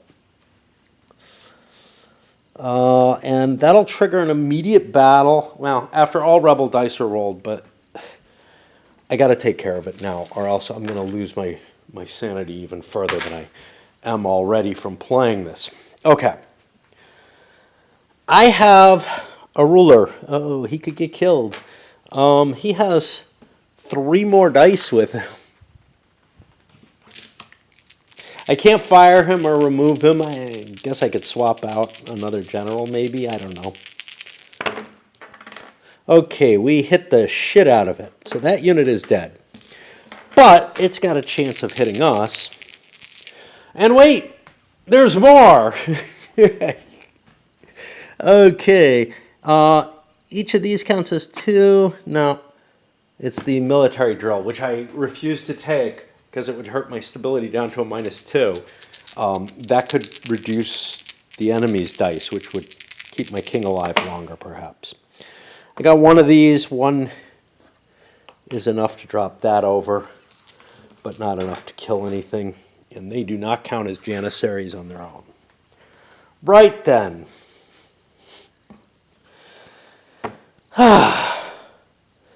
Roll rebel dice is the last thing there. I am going to stop because I am pooped after having run through that mechanical aspect, right? Is that where I am? No, it's not. I'm not done yet. Screw me. Yeah, I should have been done after doing that, but I deferred doing this. So this gets 2 rebel dice in it. And that's the only place the Poles have a problem, is in their vassal state. Their vassal state says they lose a cube and $2. I don't have a cube. Does that mean I lose $4? Time to look that up. I believe the answer is yes. Oh wait, no, it's just that's not a cube from the board. That's a different kind of cube, I think. Okay, so that's lose one power, which it can be of my choice. So I lose $2 in a cube. I only have one kind of cube, so it's gone. And now I am actually done. I don't know if it's just my mental state or whatever, but that definitely felt like this incredibly hectic, like, series of events that had to be taken care of all at once. Sure, there's a sequence and everything, but it just felt like one flows into the other, and you just had to do them all, had to rush through them, and not doing so would have been problematic. Like if I stopped partway through that phase, that would have been troublesome, I think. I'm not sure. Moving into the income and upkeep, I start noticing some things. First of all, base income here for the French, which is just their small and large towns, is $17. That was something someone I don't know, was mentioning something about. I don't remember what, but I wasn't sure what base income referred to. This is a place where it's defined. It may be defined elsewhere as well. 17 seems like a lot in the sense that, hey, maybe I can hit that max income. That turns out to be 15, the high income bonus. But it's after expenses. So 17, 18, 19 is what I'm pulling in. Minus 4 brings me to 15. 2, 3, 4, 5, 6. Brings me to 9. I'd have to get rid of about $6 worth of stuff. I could trim stuff and get that. I'm just counting that, you know, I'll be able to reach this goal some other time. These are all simultaneous action. So I guess you're kind of can be hiding what you have. I don't know. And what's this? Claims and alliances and 2 or more of these. So Turkey has a claim in Naples. I'm just trying to look at some of these. Spain has an alliance over in Aragon. I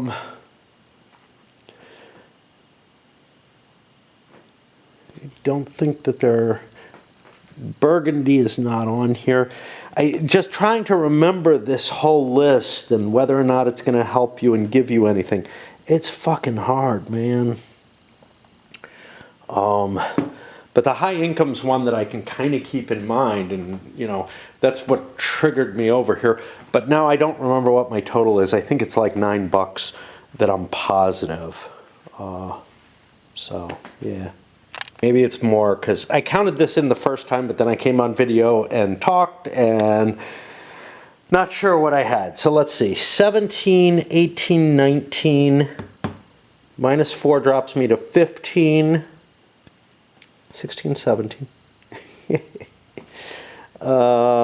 2, 3, 4, 5, 6. That brings me to 11. If I were to drop 4 infantry, or to drop my 2 advisors, I don't think either one's a good idea, though. I'm walking into a situation where England's probably going to want to go to war with me, or I'm going to want to go to war with them, actually. So I'm not going to do that, but I am owed 2 more bucks over here because I didn't count the bonus stability. On the other hand, what was my total? I don't know. I don't have enough cubes. I have 6 cubes, 3, 4, 5, 6, that's him. These 2 go away and I'm okay. So actually I think I'm going to pick that up because I don't have enough cubes to support these guys. I'm just going to ditch them. It feels stupid. I think I bought this one this turn. But yeah, I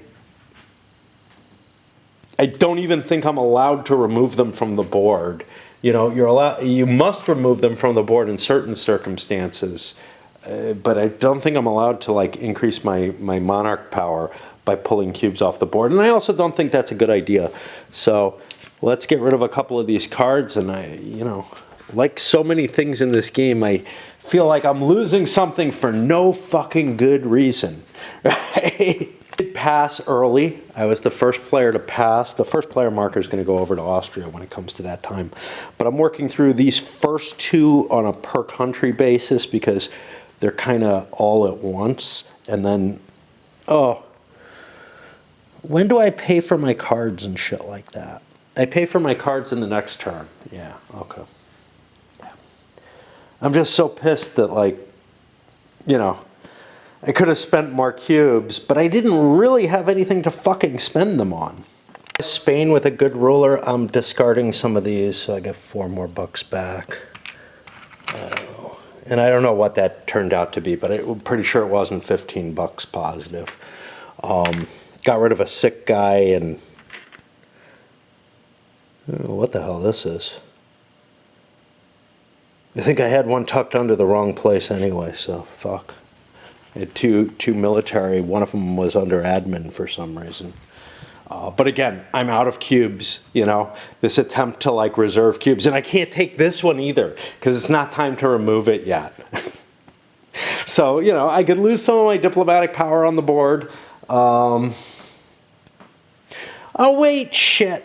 I've got 2 cubes here that came off when I captured this. And Turkey also has these 2.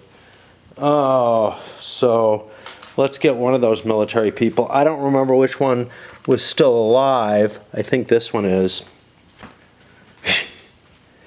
So that's here again, and I find those cubes, and I guess they go under military. Limitation on number of cubes in the game, that is really fucking pissing me off. Like... It's yet another one of these little Euro balancing acts that, like, I find it very hard to justify that the fact that I have some diplomatic connections on the board is preventing me from ruling my country with any effectiveness. And again, can I remove those cubes? Well, I invested to get those fuckers on the board, you know? It's like... This limitation is just the most infuriating of all of them for me. Now I got to bring the rule book around and cope with the income for the countries on the other side of the map. And England is able to amass a huge military pile with their big values and still have cubes left over because I just don't have that many spread around the board. I thought I had a lot for them, but apparently nowhere near. I don't know, France doesn't look like they have fucking that many. But the thing is, France saved up their cubes. But if I look here, I've got 4, 5, 6, 7, 8, 9, 10, 11, 12, 13, 14 in here. 4, 7, 8, 9, 10, 11, 12, 13. So I've got less for France. Maybe a cube moved, maybe one fell on the floor, I don't know. I look on the board, I got 5, 6, 7 cubes on the board for England. 8, right? 5, 6, 7, 8, 9, 10 on the board for England. Ah, I see what's eating them up. France has these. And I kind of don't mind those things eating up your cubes. Like, those are committed power. And yeah, 8 cubes committed to that, yeah. I really have to expend those. Leaving those, it feels like, you know, oh, I spent the money, I put those things out there, they're great, you know, they're power in reserve. Yeah, it's power in reserve, but it's power that detracts from my capability there. And given that that is the cause of the difference, rather than the diplomatic power one really does bother me, though. Although you could make certain arguments about too many foreign entanglements and whatnot can end up hindering your capability to do stuff. I feel like that's really hand-wavy. But those things, I don't mind them causing problems. And I don't mind, hey, you've got some towns that have been captured. I don't mind that causing the cubes to be reduced. It's the diplomatic power. It feels like a few diplomatic cubes has too much of an influence comparatively, but like, I wish the diplomatic cubes were about half as impactful on this as they actually are. And the hey, I got no place to put my rule book so that I can calculate the stuff. I mean, honestly, very soon, there's going to be stuff in the area where I'm having to slide my rules, but that's life, man. Again, I made myself a lot of room over there for the rule book, but the particular tables that I chose were just not big enough. It looked like it would be, but I didn't realize how much I was going to be over on this side of the board, needing materials like this or the rule book or, pawing for that or whatever.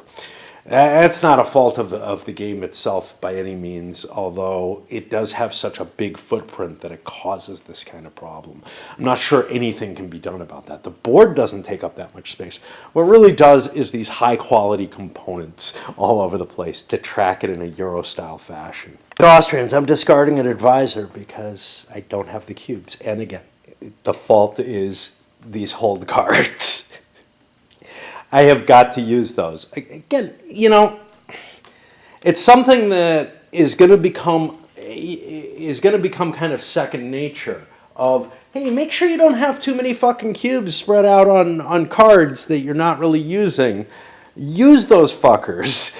But Jesus, man, it's just not the kind of thing that's apparent to me as someone who's, kind of playing in the role of, say, the ruler of the country or the ruling factions or whatever, who are making these governmental decisions and everything that, oh, I got too many cubes in places.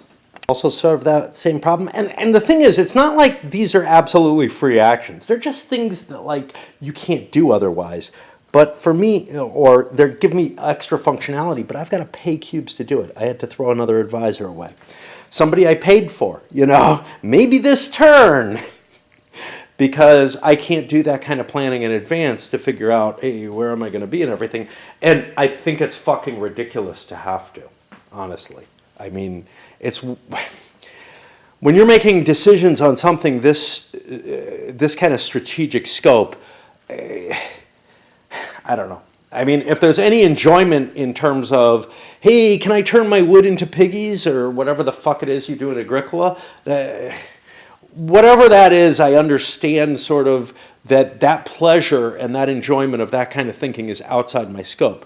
But when I look at this, I think this is a game that I should be liking. Look at the subject matter. Look at the detail, the historical elements that are added into it and everything, and that are integrated in it. And then I come to but I gotta think the same fucking shitty ass way that I have to think when I'm facing, a worker placement game or something like that. And that's a kind of thinking I do not want to be involved in. There's another interesting thing, which is most of this track has to do with your income phase. This I've already taken it care of, this, hey, lose one of those on rest markers. That's already been dealt with. But it's kind of annoying that it's on the same track as things that are being handled in this income phase from another phase. Yeah, it's just, again, in terms of visuals, I tend to like, oh, I'm looking at this track and I'll get used to what it does for me, and I expect that all to be at the same kind of time. And it would actually kind of work that way, except that I had to make the rebellion rolls after I ran through that.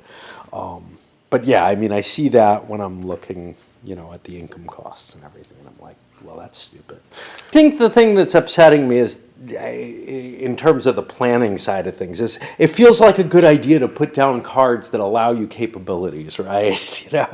Now, for Turkey, it's no big deal. Yeah, they have 4 cubes there, but they were able to collect their full amount. Because they don't have a lot of those diplomacy cubes. They have a fair number on the board, but they don't have as many as some of the other powers do.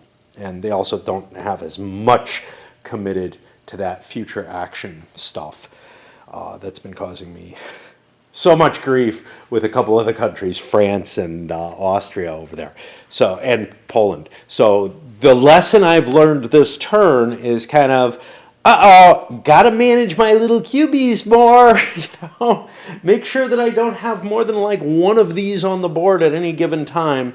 Even though it seems like a great idea to be reserving power that way, you're not. Just like saving power in the cubes may be problematic because you may not have enough cubes when it comes around to it to be able to manage your whole country. Now we come to this phase 5 cleanup, and nobody made that income bonus. There were people who could have jiggled their results and gotten to it, I guess. Claims and alliances, again, I don't think so. This is such a complex list of things. Aragon, Tunisia, Naples. Okay, Aragon, the Spanish have stuff there. They have an alliance. It's got to be 2 or more of them with 3 cubes. I don't have another alliance. I have one in Burgundy, but that's not going to help me here. Okay, so Aragon, Tunisia, Naples. The Turks have something going on in Naples. It's just a claim. That's good enough. And they have a couple of cubes, but not 3. And it's one area, so we'd have to find another one. Lombardy, Flanders, and Wallonia. Lower Saxony, Bohemia, and Prussia. Bohemia's somewhere. Bohemia's here. There's one there, so we're getting kind of close too. But boy, is this a mess to keep track of. And it would create some additional cubes, I guess. Anyway, let's go to the next step, I guess. Cleanup, update and refresh, disband allied. We didn't do this. So I go to score prestige. The papal controller, uncontested. No one's uncontested. Hey, nobody got any papal stuff. Now, there's no way to do that off of here. You can only really do it off of man of the church and stuff like that, I guess. I don't recall, but I don't remember anything working here on the Curia, and I don't see anything that does it. Now, nobody's been fucking around with the papal powers or the imperial powers, probably because I forget them, so, If the emperor is 6, he's not. There's no crusade. There was an option to do one, but there was no way it was going to happen. So we do go here. Disband all allied units from their armies. Nobody should have any. Update manpower reserve. Okay, so we got to go through each nation, check the new manpowers, and see if they get additional cubes. And certainly Turkey has added some towns. Spain has added some towns, so their armies are going to get a little bigger. Those show up in the available, I think. Yeah. Surprising amount of jiggle in that, and some of which I don't understand. So like England gained a manpower. Maybe I wasn't tracking things correctly, but they actually lost a territory and didn't gain one. So I'm suspecting. Austria, I'm trying to, I'm not looking it up. I seem to recall that I'm giving manpower equal to the imperial authority over here. Yeah, gain a bonus to tax income and to manpower. I forgot about the income, the imperial income. So that's $3 more here. But yeah, the Austrians gained a manpower. What did they gain it off of? I think they grew a city bigger. Turkey didn't gain any, which leaves me scratching my head and not sure what the fuck's going on. Like, I've got 9 here. 4, 5, 6, 7, 8, 9. Gained 2 towns. Why is that? Did I lose? Did something? Constantinople became smaller, so that's why that happened. Yeah, so there's a fair amount of flux going on there. Refresh exhausted. Half the exhausted between 3 and 6. Didn't stand up. I did less merchant actions than I've done before. By the way, keeping your ships in port is a good way. They're free if you keep them in port. That's kind of neat. I forgot to apply the plague. Okay, so Turkey is back a buck. No, more than one. Yeah. Turkey is back 2, 3. Okay, 2, 3, 4, 5, 6. Turkey's back $3 because of those plague markers. The Poles are back a $0.50. which I think relates to 1 or relays to 1 or something. Some kind of words like that. Okay, so that's the plague that we got. Cubes to the colonist pool. Again, a place where cubes start accumulating, and I don't think you're allowed to remove them from there, that become problematic. Again, you could make an argument that makes sense. You know, if you've got religious dissenters or whatever who really aren't fitting into your country, that could be causing problems, and that could restrict your administrative capabilities as well as your diplomatic. So it kind of balances out in that in a weird sort of way. And now you get your cube back from here. And this sucks so bad, you know. Everybody who expended one of these is limited from the cubes that they had available for their monarch power. But that again makes sense, right? Because if you made that major focus shift, you could see where that could disrupt your next turn's supply of cubes. So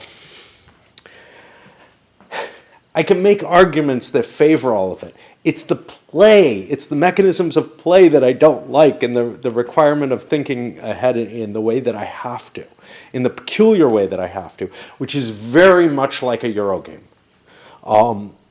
Even though the game itself seems to do a remarkable job, as far as I'm concerned, of linking that Euro style of gameplay to a game that is still historically, you know, I mean, the original wasn't historically accurate. You know, any hedging that I put on there applies to just about any game out there. For a game at this level of abstraction, which is not that deep an abstraction, to tell you the truth, it really is doing a reasonable job of all that. It's just my personal tastes are so against the kind of planning that's involved in this, and the lack of linkage as to when I'm thinking about, you know, what something represents or whatever. It just doesn't feel that like it's clicking properly. I have that same kind of or had that same kind of problem early on with the CDGs and with the coin games. It's not as intuitive. Okay, board and status map. Remove any alliances from bots and then from NPRs that have a tax income. Nobody made an alliance with an NPR. Another little step I have to remember, though, right? Like, I'm finding it here, but I might make an alliance with an NPR, like, say, down here, and then end up get screwed out of it the same way I got screwed out of cubes when I bought either cubes or advisors when I bought an advisor this turn. So, you know, I spent money or something on something that was worthless. I threw resources away. Remove all the hearts from the map board, but not from the rulers, not from the people. They still age. Adjust the imperial cube to match the imperial power. That's there. The emperor may redistribute them. Okay. Is there any reason I want to? I look at this: defend the empire. Owner vassalized two of Brescia, Franche-Comté, Namur, Luxembourg, or Holstein. Holstein is of interest, but I'm not going to be able to vassalize that because that's a vassal of the Danes. I might be able to go to war with Denmark and get it. So I'll just fucking leave my cubes where they are because I can't figure out anything better to do with them. I don't have anything aligned up there. Now, when I look at my missions, I may change my mind, like I think I did it another time or thought about doing. Remove all units from the Imperial Army. There isn't one. Remove tags from the committed to crusade. And if the Emperor is at peace, the defending the HRE. Pass the first player token. Okay, France passed first. Turkey passed first last time, right? Austria gets it, though, because France had the marker. Reset all round status markers to the event not taken space. That's this. I feel like there's something I haven't done. But I don't know what it is. Like there's something that's supposed to be accumulating on there, but I don't have it. And I do find it kind of funny that cardinals seem to die pretty slowly. I don't know. You kind of think of cardinals as old men. But in this era, there were like 15-year-olds being elected cardinals, so who knows?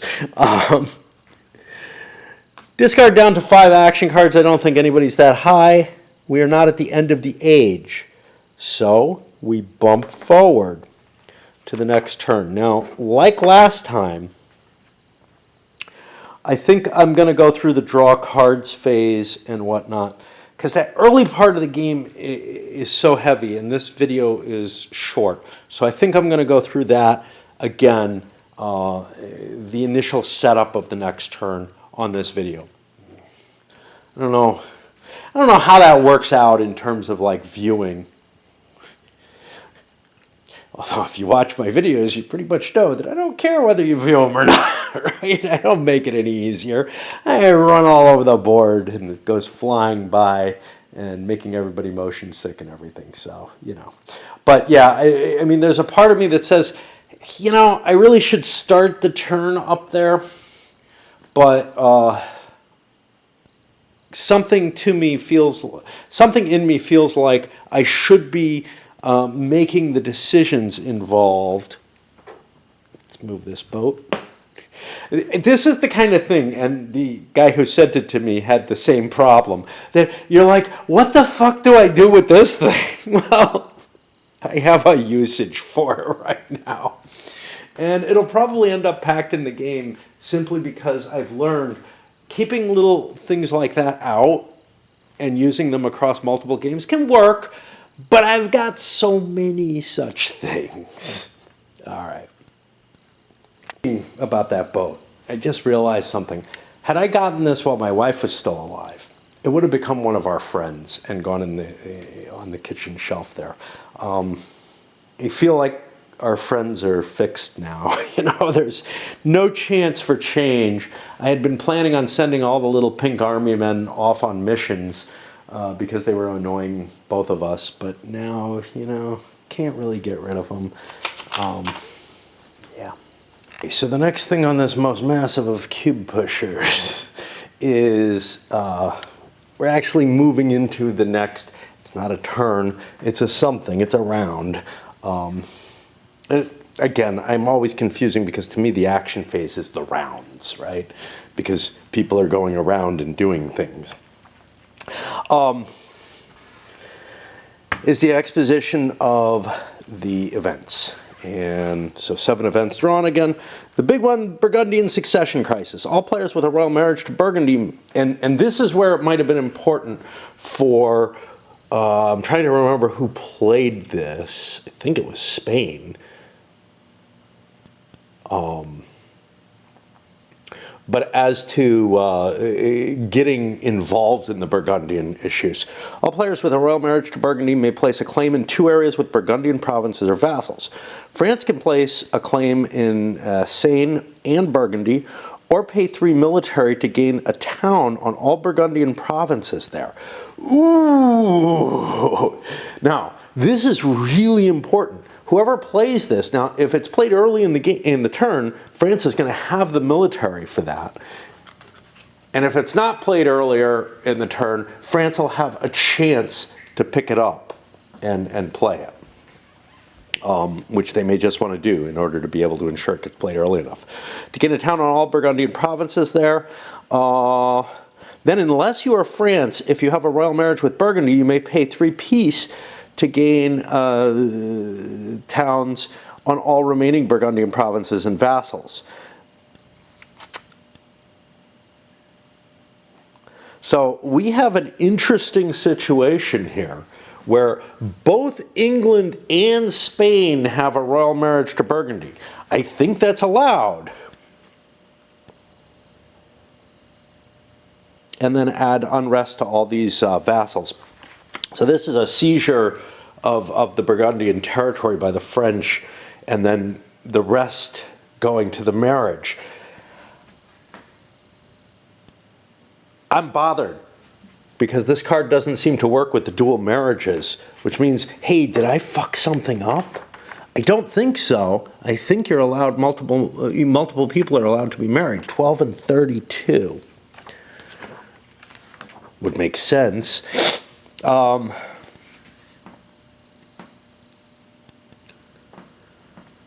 Several PRs can be married to the same NPR. Very clear.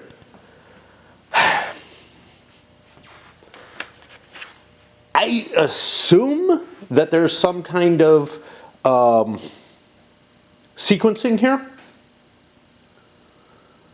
because very clearly, you know, both England and Spain can't gain that same thing.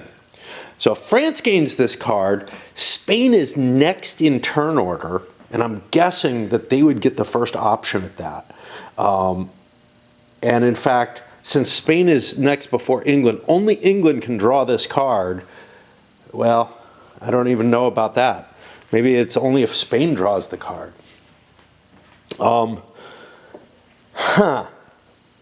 Let's see if we have a sequencing on event cards that's listed somewhere. That's action cards.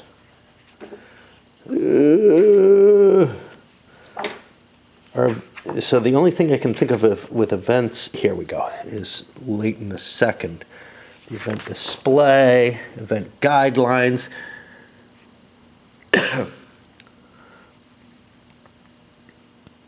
These effects are resolved player by player in clockwise order, starting with the active player. Okay, so if England picks this card somehow, they are going to have the first option to be able to play with the Burgundian succession. Otherwise, the Austrians will get it, or the Spaniards will get it.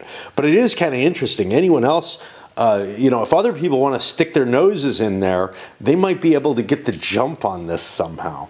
Of course, that takes an extra turn. All right, let's keep looking if there's anything else. No, that's it. And it has some impacts here. It has a death. It has, whoa, 2 more secondaries that I don't recognize here. So it's got this native uprising. Each player loses colonial stuff. Okay. Nobody's over in their colonials yet. And but the English would lose some off their colonial pool. Well, that would suck. There's no natives, but it would be, you know, a decrease in the desire to colonize. And then we've got these chains, which might be a breaking of vassalage or something. Disloyal vassals. Affects each PR that has any areas with vassalage with either no cubes or marriage, or with fewer cubes than another opponent. Of the areas that qualify, any affected PR must pick an area with the most of their vassals and gain unrest on all their vassals there. Must then, I'm pronouncing them, place a number of military rebels equal to the tax value of either their vassals, with unrest, and you gain unrest as normal if affected, but do not need to place any. I don't know what the fuck this is. Of the areas that qualify, you pick an area with the most. This, you gain unrest as normal if affected, but do not need to place any rebel soldiers. I don't know what the fuck that line is. That doesn't make sense. You know, for the core rules and everything, they've done a good job, I think, for the most part. But I'm finding a lot of little edgy stuff that is not holding up. Polish Golden Age. Well, aid Prussian Confederation. Poland gains a claim in Prussia and may declare war on the Teutonic Order to immediately gain a royal marriage on Danzig. Well, that sounds like that fits into their defeat the Knights. Although we set ourselves up to marry into the Knights, I should have known that something would drive me against them. But honestly, with multiple mechanisms, these sort of goals as well as events, it's hard to tell. And I ran into the same problem with the original EU. you don't know what your leverage mechanism is. You could follow your historical knowledge. You know, I had historical knowledge that, yes, the Poles crushed the knights. They didn't marry their way into this, this order. But, you know, it's not always the case that there are events that represent the situation, as you know. Anyway, to immediately gain a marriage on Danzig, you gain 1 military. The Jagiellonian dynasty, I don't know how to pronounce that. Poland gains a royal marriage with both Bohemia and Hungary. Flip all the royal marriages of these realms to the disputed side, and the player gains a couple of these. And this will also create a Polish king. He is a downgrade from our current Polish king, no question. He's not sick, though, which you might want him, you might not. If the Poles pick this card, they must take him. If someone else picks it, they can choose not to. Hard call. Hard call because it may depend upon, you know, what cards I've drawn. I might have a better ruler in hand that I can slap in there if my ruler dies. And finally, a generic heretics, which is going to choose one of your own areas and one area adjacent to it and place diverse faiths tokens in both areas. Ouch. Add unrest to one of your own towns in this area and on any 2 in the second area. Then you can pay to research tolerance. Now, this kills a cardinal, and then it does these 2. And again, I don't know if the triggering of these is straight by color, but because it shows the whole shield, I'm going to do it by the specific and exact shields represented. And that leads me to the next question, which involves me digging down to here to find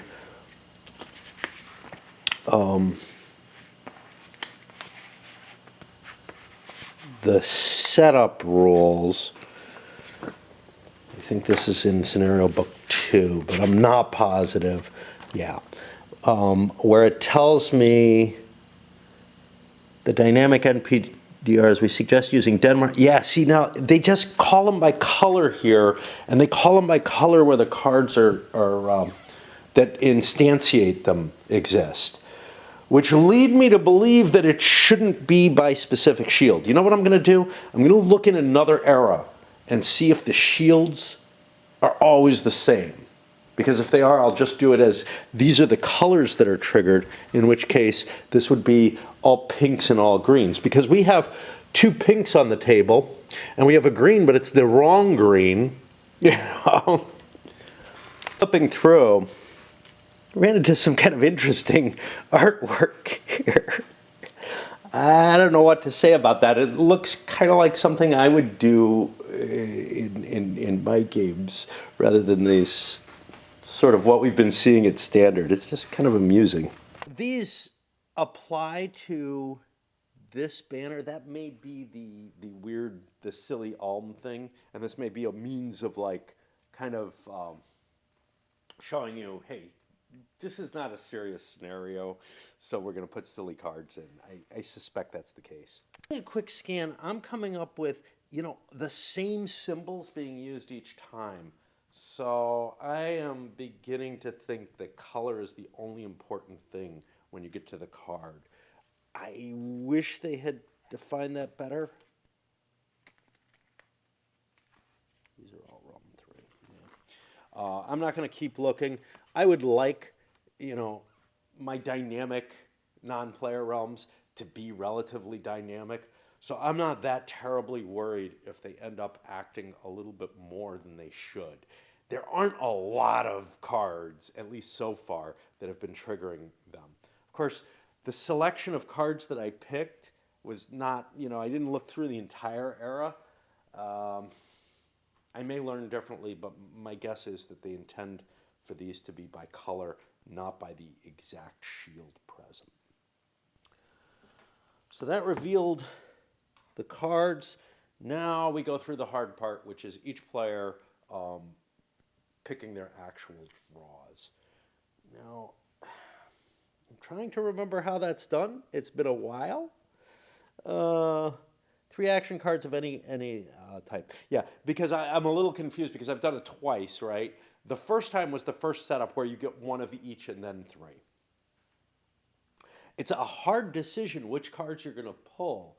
You really do have to kind of, hey, what am I working for? What am I trying to do here?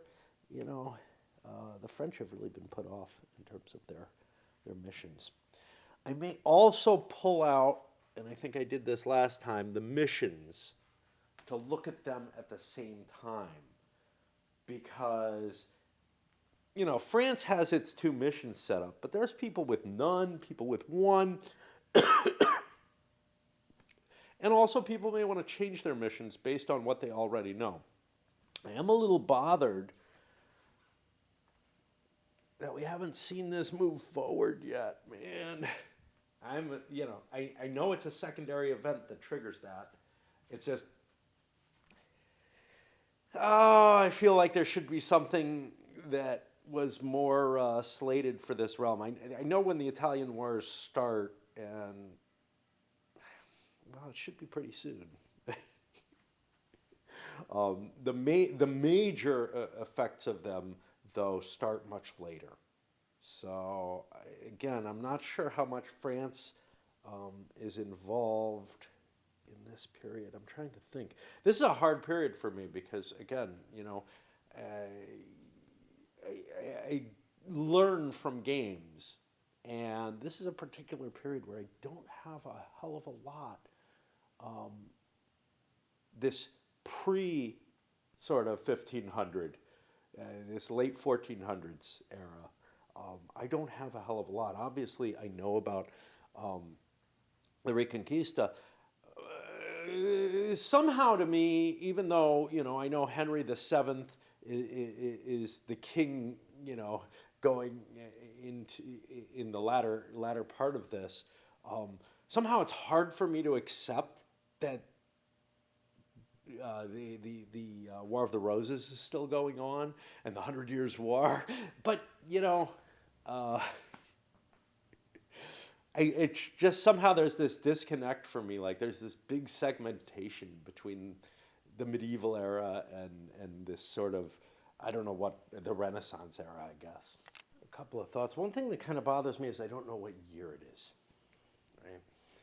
The game abstracts away the year. It just sort of fiddles it all into this, and that makes me, because of the pulsing and everything, it makes me think that these things are kind of not really happening in a sequential manner in any sense of the word. And that always weirds me out when games are like, well, maybe the action you take on one part of the round is that happened earlier.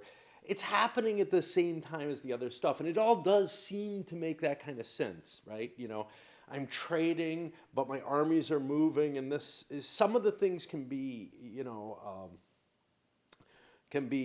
formed in a linear time span, like when I declare war, when I attack, stuff like that. But others of this stuff are just sort of mingled in this generic sort of way, in a way that the old EU, what it would do is that mingled in stuff, that was all in your record keeping phases. That was either at the beginning or the end of the turn. It wasn't something that in the midst of your military actions, which is the equivalent to the action phases here in terms of like kind of game feel, right? That was the place where there the actual rounds where players were doing things was almost entirely military. Sure, some of that military was exploration and such. Now, speaking of which, I really should be doing some of that, right? Well, nobody's picked up the quest for the New World. That's a big 5 diplomatic points. That's when you can start exploring. The English should be working towards it, but they're tied down in this sort of French, the end of the Hundred Years' War or whatever, this conflict with France. And now things are opening up with the Burgundians. Man, the world is getting weird. Oh, historical, but weird, at least in a lot of ways. The other thing that I was thinking of was on a more personal level, and I may have mentioned this before, but every moment, so like when I pick up the camera and I'm talking, I am absolutely like engaged in babbling on, whether it's a rant or whatever. Especially when it's in the game circumstances, whatever. When I'm playing my addiction, I am absolutely like locked in. There might be twinges and moments when I'm doing that when I can think about my circumstances, and it hurts a little bit. When I'm playing the game off camera, I get those little twinges and moments again. But almost any other time, like I go to make food or I went down to fill my pipe or whatever, the little walk up and down, just this tremendous wave of like, I don't know, pain and anxiety maybe is mixed together and hits me. Now, this is the time of the year when that would happen anyway because of fucking taxes. Because I would put off taxes. But like, I've put off so many things. And as well, I don't really, it's not like I'm dwelling on the misery of all of my existence and whatever.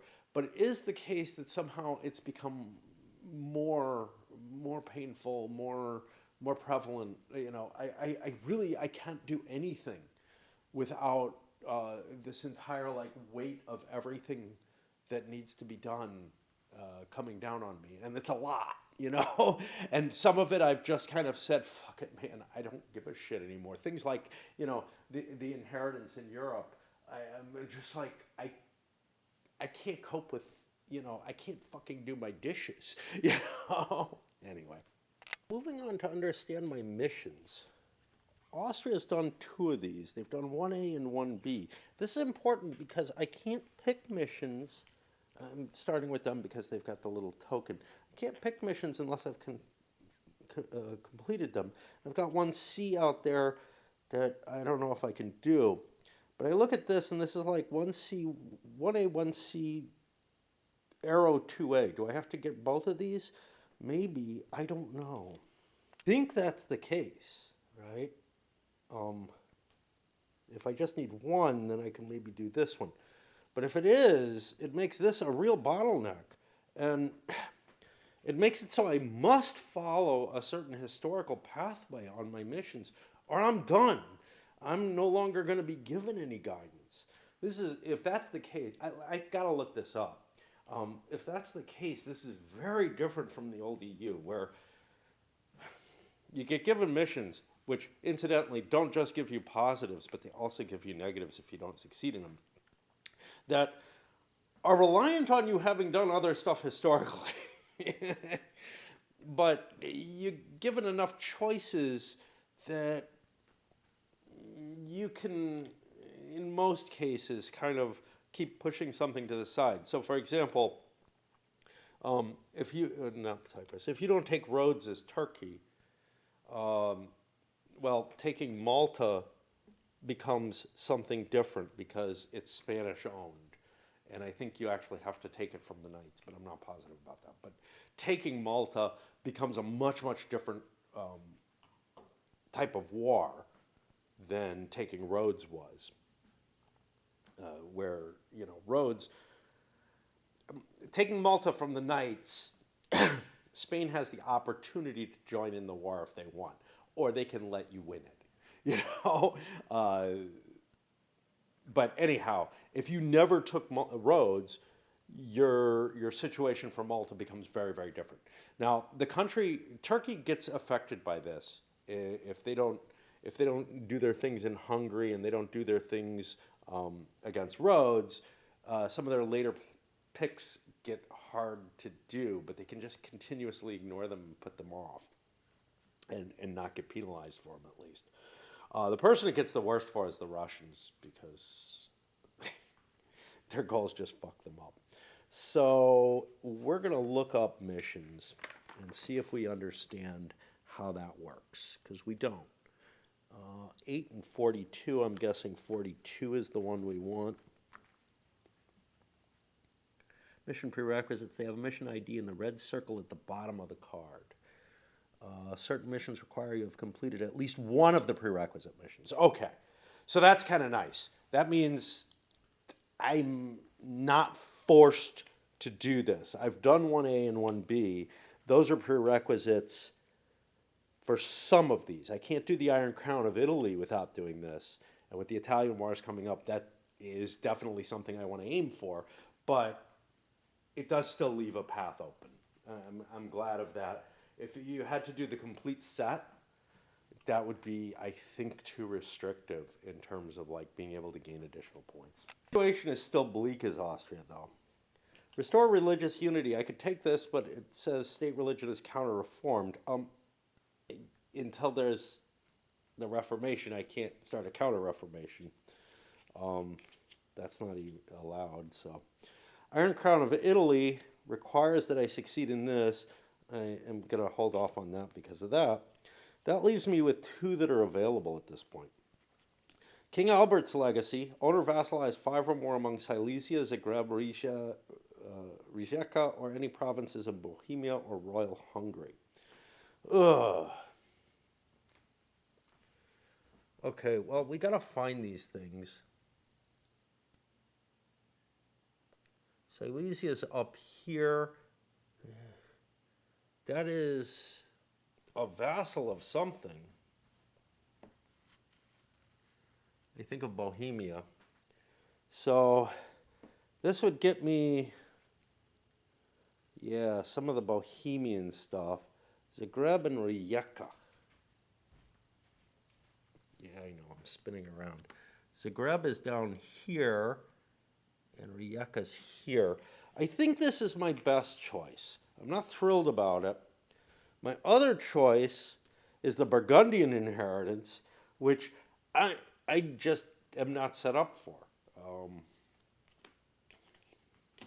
I kind of toyed with the idea of going with an Austrian succession in Burgundy, but I chose not to. Anyway, once even though I don't make these choices at this point, I make it later in the turn, I feel like in order to direct my turn, I have to know what my missions are going to be.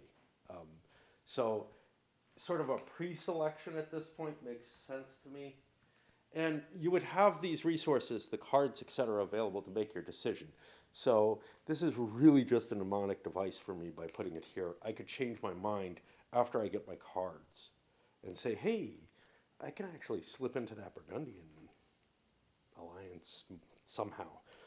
I feel like, kind of like with some of the income and upgrade stuff, upkeep stuff, that I'm going, let me make sure I didn't miss scoring some prestige that I should have. I get so confused so easily. No one's uncontested.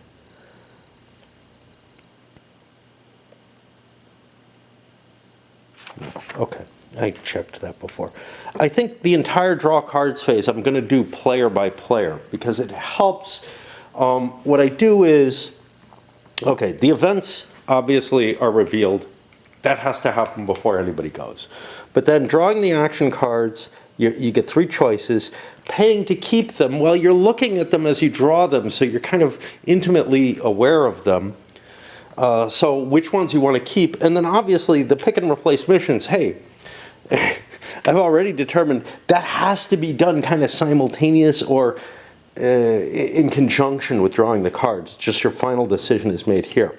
So then I have this hard decision with Austria as to, hey, how much money do I want to hold? You know, I chose to pick 1 economic and 2 diplomacy. I'm not really thrilled with the cards I have. I have a sick leader. Is this a Polish king coming? It is. I don't really expect much espionage against me. So this card I think I can just discard. I don't need that. The spy network I might want for the advisor. And this one I want for either the event or the advisor. So I think I'm going to pay $4 and discard a card. But you know, I don't know if I'm doing things wisely or not, but I do feel like I'm at least having enough information at once instead of breaking this segment up as much as I was. And I'll continue moving the little boat around because that helps keep my place. I'm trying to figure out the poles at this point. I had jumped ahead. Well, I had decided to do things as the rules have them segmented rather than jumping ahead, or rather than handling each country as itself. But in effect, it means that I jumped ahead. Wow.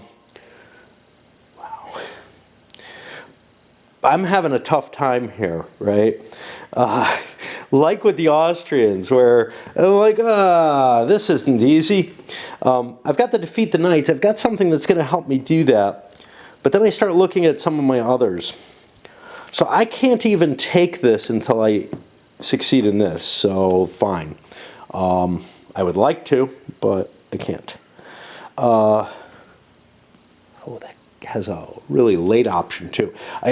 One of the things that I wanted to say when I picked the camera up and then kind of got lost in this other train was I actually kind of like the structure of how these missions work.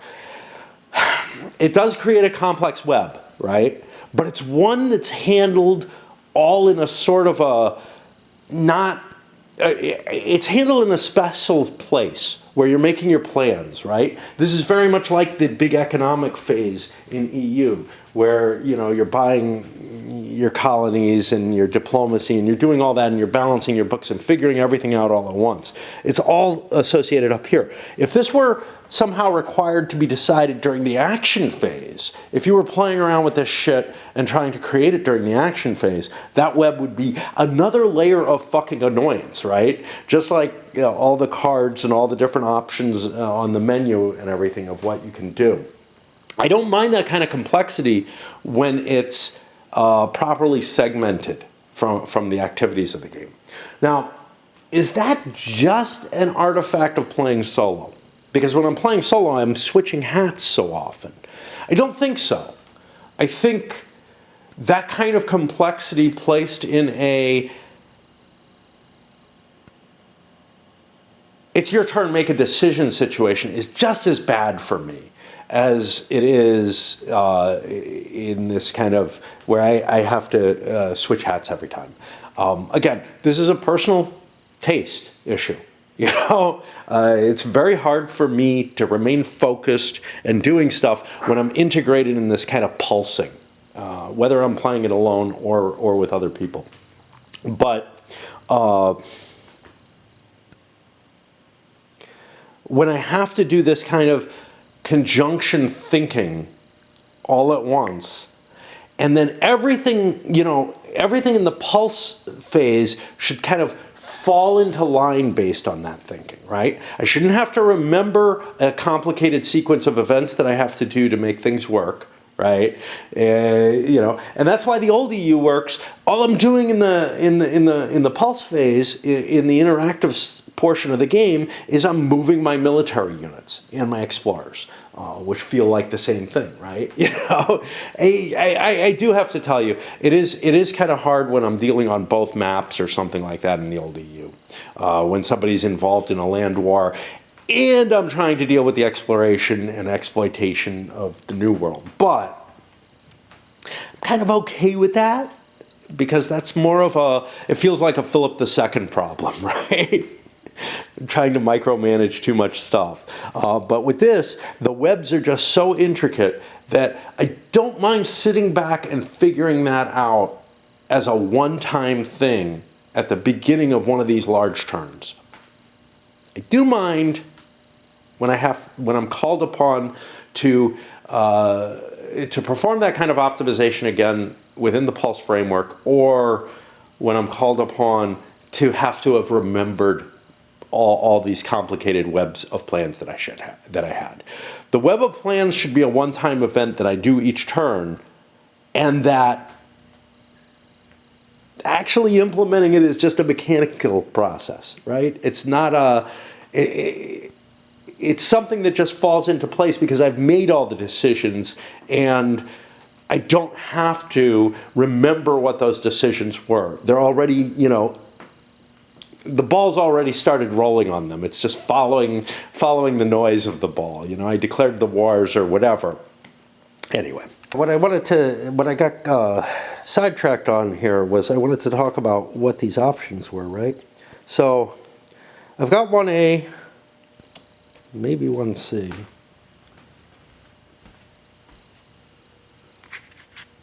I just have 1A. What happened to 1C? Here's 1B. Where's 1C? Uh-oh. Uh-oh. So I don't know what's going on. I feel like I'm missing a Polish option. This 1C event. I don't see. So, as with all things when you go looking for them, it was in the last place I looked, because why would you keep looking? But the last place I looked should have been the first place I looked. It was sitting at the bottom of this pile. But I went through every nation. I went through all these other small cards, only to find it precisely where it should have been, which is kicking around down here, this reincorporate Mazovia. So, defeat the knights. I feel like, yeah, that's something I want to do. How about reincorporate Mazovia? This is one that I think is easier to get.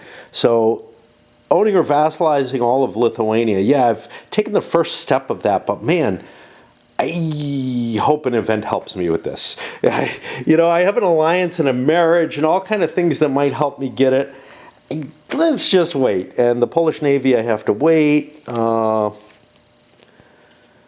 The Jagiellonian dynasty is owner-vassalized 4 provinces in Bohemia, Royal Hungary, Hungarian Plain, or Transylvania. This might be possible, and it's something to keep an eye out for, but it's not something I want in front of me because I'm not going to succeed in it.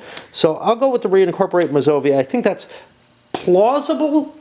I don't think I'm going to succeed in it. I feel like the knights are my mission for this turn, but having a secondary mission, hey, maybe I'll draw something for it. And I can always go back and change, you know, because it's not fixed until the end of my draw phase.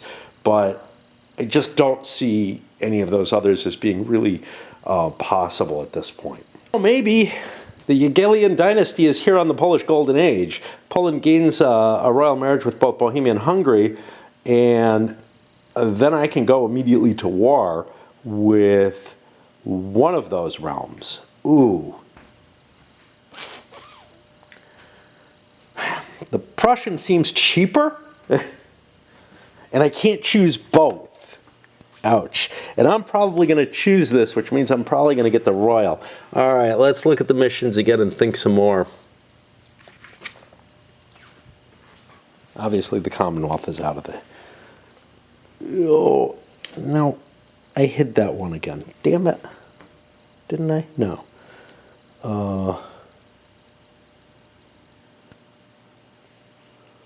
This one. So this is owner vassalized 4 or more of Bohemia, Royal Hungary, Hungarian Plain, or Transylvania. Bohemia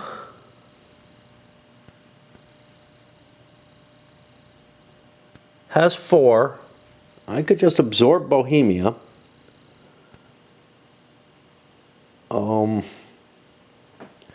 Hungary, I think, is a harder fight.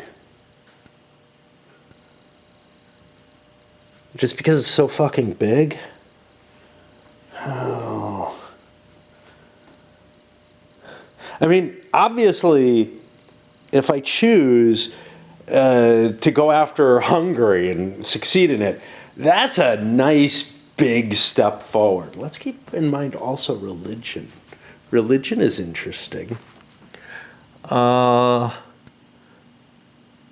is diverse. These are both Catholic. Bohemia is, of course, Catholic, but asking for problems, isn't it? No, I think it's diverse. Wow. So the Hussites already exist, and that's, I didn't realize, so the heresy's already in place there. So that's kind of a danger to taking Bohemia.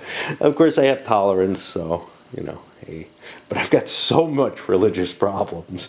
Oh boy.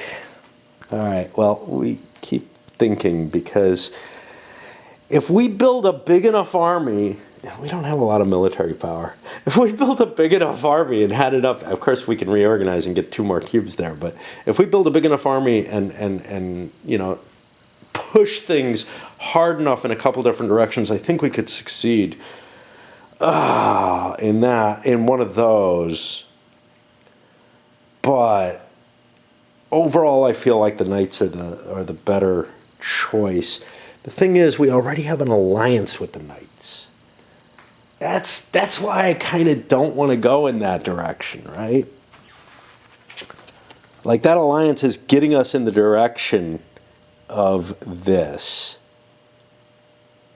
So I'm tempted to go for,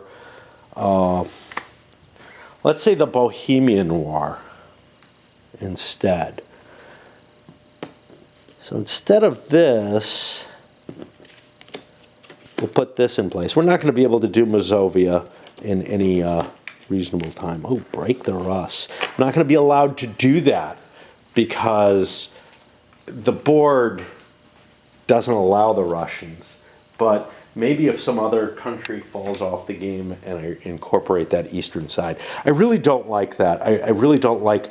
So the Europa Universalis, the idea of both the computer game and the old board game was, it's the whole fucking world. You know, I mean, sure, Australia's not in there and whatnot, but you've got a connection running from your Russians out to Siberia, which can connect you, you know, to China, and likewise, you've got connections running off, you know, from the Near East into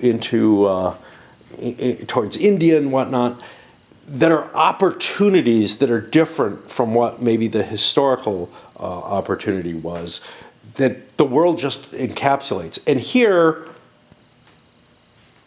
because this scenario doesn't have Russia, because it's not the Russian starting scenario, there's like just this gap in the board. There's just this hole in the world that's created by that. I really don't like that. I really, really don't fucking like that. And again, I feel like this scenario with a 7th player, there just aren't pieces for it, would incorporate what, you know, what I was hoping for. I can't see the power vacuum of no Austria as a, you know, the empire is so fucking important, right? Now, the old EU had its solution to that, which was to make Austria, first of all, Poland wasn't a power, ever, and Austria was reduced to a vassal of the Spaniards so that they could focus on different things. But I actually like this better for this starting situation. The problem comes when the Habsburgs, you know, intermarry and you've got a Spanish-Austrian combination, and how do you represent that? However, that kind of royal marriage between powers, which essentially, at least temporarily, subjugates one power to the other, that should be possible throughout the game, right? I mean, that's what the Philip II Bloody Mary marriage was about, in a sense, was you could have ended up with a situation where England and Spain were essentially one country. And then comes that horrible choice, which EU doesn't, the old EU doesn't cover, which is, hey, you know, why break Austria and Spanish? Why break those inheritances apart? Well, that would have to be by a mechanism in the game that makes it almost impossible to run a dual national holding. Of course, if that's the case, how come Austria and Hungary are able to manage it, right? So there's got to be kind of there's a way to do it, but there's a way that doesn't work, and you know, the game just doesn't go into any of that. And I have no suggestions as to how it would work, right? This is going to be a long video. But yeah, I'm going. Huh. All right. Well, I'll keep trying to figure out my polls. I'm looking at the resource of money as a much more limited commodity at this point in the game, because I have to pay for each card, right? Royal Marriage looks valuable. Yeah, I picked 2 military because I figure my focus looks like it's on military this turn, but I want to keep it diplomatic to try to work towards this. It looks valuable. I'd get a marriage maybe into my vassal over here. That is allowed, or maybe the Mazovia, try to incorporate that. So I want to keep that. The Inspired Leadership, oh, this is kind of painful, but it gives me lots and lots of dice for a military chip. I don't have a lot of military chips, though. I drew military cards. You know, I'm going to have to do a reorg, but I think this one might come in handy if I have a tough battle. I think I'm only going to be able to take one thing on the knights. Because I'm only going to take one thing on, I'm going to not hold the logistics masters, so I only paid $4 for my cards. And that gives kind of an idea of the thinking going into a military situation. I've been up here for a long time, so I think I'm beginning to basically what I'm beginning to realize is that this draw cards phase, this is the economic phase of this game. This is the equivalent to the big spreadsheet phase. Yeah, a lot of that's offloaded into the main part of the game, but this is the place where I make my big decisions. Now, early in the game, I didn't feel like I had as many decisions, but I feel like I'm now that I'm getting more of a feel for the game, I'm able to kind of say, I think I actually am able to make these decisions more properly, right? So now I'm able to actually put the thought in that's necessary. Before it was just kind of well, that looks easier, you know. But now I'm programming things out. Now, defeat the knights doesn't require that I fight them, so this is where I wanted to head. This is going to be the harder fight probably, but that's okay. That's okay. I don't know. I've got things like an alliance that I can call on in support of my attack on Bohemia. That'll get me some additional troops, but I don't really need additional troops. I can't afford them. Well, I can. I have some money. I can take out loans, whatever. One designer is telling me loans are your friend. And, you know, yeah, maybe in the case of Poland they are.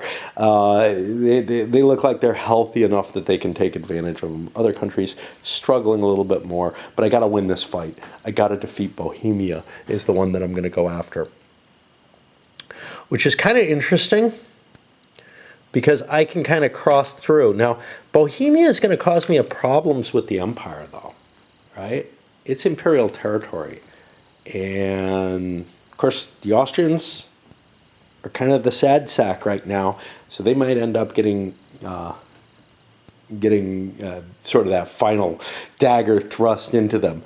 And if that happens, I think the suggestion, I can't use them as a bot and put another player in play, but I could make them a dynamic realm. The problem with that is the way the empire rules are set up. If Austria leaves the empire, if the Austrian player leaves the game as emperor, I think it means that no player can ever be emperor again. And I do not like that. I want there to be a mechanism for taking the empire away from a non-player power. The old EU had that. The computer game has that, where you can compete against other powers. There should be some kind of mechanism, and maybe I can make one up that allows an NPR to defend the imperial power. Just because the thing is, if Austria becomes an unplayable situation, you know, by the end of this age, the idea of bringing the Russians in as a new player is very appealing, because that power vacuum has happened organically within the game. And then Russia makes sense coming in. It is going to be damn hard, though. I mean, the only powers that I could see removing from the game at this point is if Austria or Poland really fall apart. Now, obviously, look, you know, England might conquer for most of France or something like that, and France might be the bail, right? It might be possible that something else happens, or Spain might completely flop and just end up being this little area and not end up exploring the New World or anything. Horrible stuff could happen. And that's kind of what I'm waiting for, is horrible stuff to happen so that someone can jump in and play another power. I just really wish there were some kind of rules to keep Russia on the board as a functioning power, even if all 6 players here are there. And the easiest way to do that, again, would be just to add an extra counter mix. Oh, but all these wooden counters, that's a big deal. That's not like, that's not a matter of just, you know, printing another counter sheet, which I don't know what the cost of, you know, printing counter sheets is, and it would have to be prorated across the deluxe versions of the game or whatever. But, you know, if you think about, you know, at least at an earlier point when printing costs were less, no question about that, proportionally less, not just an inflationary thing, the gamers used to put out a Christmas counter sheet, you know, every year and send it out to everybody. So, you know, it was not I'm assuming at one point they were not terribly expensive. And, you know, obviously it would add to the cost. But when you're talking about all these wooden pieces, I don't know, you know. That's got to be at least a couple bucks a copy to put that in, and another plastic tray and all that. So, yeah. And then these, which are essentially a counter sheet each, you know. Yeah. All right, that's enough babbling. We got the boat in place, and we walk away for a little while because I feel like I'm throwing more of myself into this decision-making phase than I have so far in the game. All right, for the Turks, last Crusader Bastion is taking Rhodes. It seems like an important process. It leads me towards the Mediterranean dominance, which, given my, you know, inserting myself into Neapolitan and Italian politics, seems like a good move. However, for the other one, I'm taking Safeguard Anatolia instead of moving into the Balkans. This one looks like something I can do using diplomacy more than military capabilities. For my draws, well, initially I had a couple of political cards, which are going to be very helpful for gaining control of some of those territories for safeguarding Anatolia. So I figure, you know, I do some military with going for Rhodes, and I do some political, diplomatic type activity. So I drew a couple of militaries, and they weren't helping me. Siege Assault, you know, that would be helpful if I was moving against the Balkans or something, where I wanted to attack and capture a lot of territories at once or whatever. But it's pretty iffy otherwise. Gives me a military advantage. I don't know if I'm going to keep this. Force March allows me to move a much faster movement, but again, I'm planning on just one campaign at this point. I'm not sure that's particularly appealing. I get a king replacement. Do we see a circle out there? Am I going to lose my king anytime soon? No. So again, kind of like, yeah, I have lots of military cubes, but I'm not sure I want to pay for either of these. They don't seem terribly valuable to me. This would cost a military action, which is the same as a siege would cost, you know, for me in Rhodes, since I'm taking things kind of slowly. The revolutionary ideas is very appealing, however, because I would be allowed to research, say, something like Discover the New World or something. Open up a completely different situation for Turkey. Of course, Turkey is so far away that sailing out to the New World may be difficult for them. I already have a card that allows me to take a military one. And these are less interesting. I already have tolerance. There are no new ideas for me, so maybe I'm not that interested in some of these. Free trade, though, is intriguing. Benign diplomacy. I think I'll keep that card with the hopes of trying to get one of those. The colonization would be really cool, but again, I gotta sail so far. It's not easy. It is not easy if you're not one of the Western countries, as far as I can tell. Maybe I'll learn more. In the old EU, it's very easy, right? Because you don't have to pay a little cube every time that you move your ship. Yes, you have to sail through the Mediterranean as well as through the oceans that you have to sail through as one of the more Western powers. But essentially, you're sailing through known territory in, a period of very little time. It really doesn't, it doesn't impact you at all. I actually I'm not sure which I favor. I think in terms of historical accuracy and whatnot, the old EU rules made more sense. In the sense that there's nothing that really would stop the Turks from exploring, and finding either the New World or their way around Africa, especially if they could do it from here, but that's a different story. And they can do it from there in the old EU. I don't know if they can here. I would guess so. Yeah, there's ports in Africa that we could operate out of, so that's fine. But that's neither here nor there.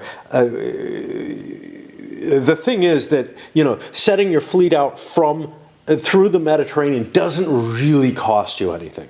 It costs some time, right? It might take a couple of weeks to cross the Mediterranean, or a few weeks to cross the Mediterranean to get you out to here. And can you resupply and stuff, though? And that's kind of one of the issues. The fact that, they were right at the edge and able to just send out, and there was no desire to land and try to resupply these fleets and whatnot. All of that kind of, I think, instigated that trade to the west, or to the other route around. And also, another thing that's not here is the trade routes that were in play. So the Portuguese were driven by their desire, and Spain as well, by the desire with trade with the East. They wanted the goods that were coming along the old Silk Road. Well, those goods represent a trade center in the old EU. And I don't see how this game is going to represent that sort of the shifting of the trade centers and whatnot to make expansion more valuable, right?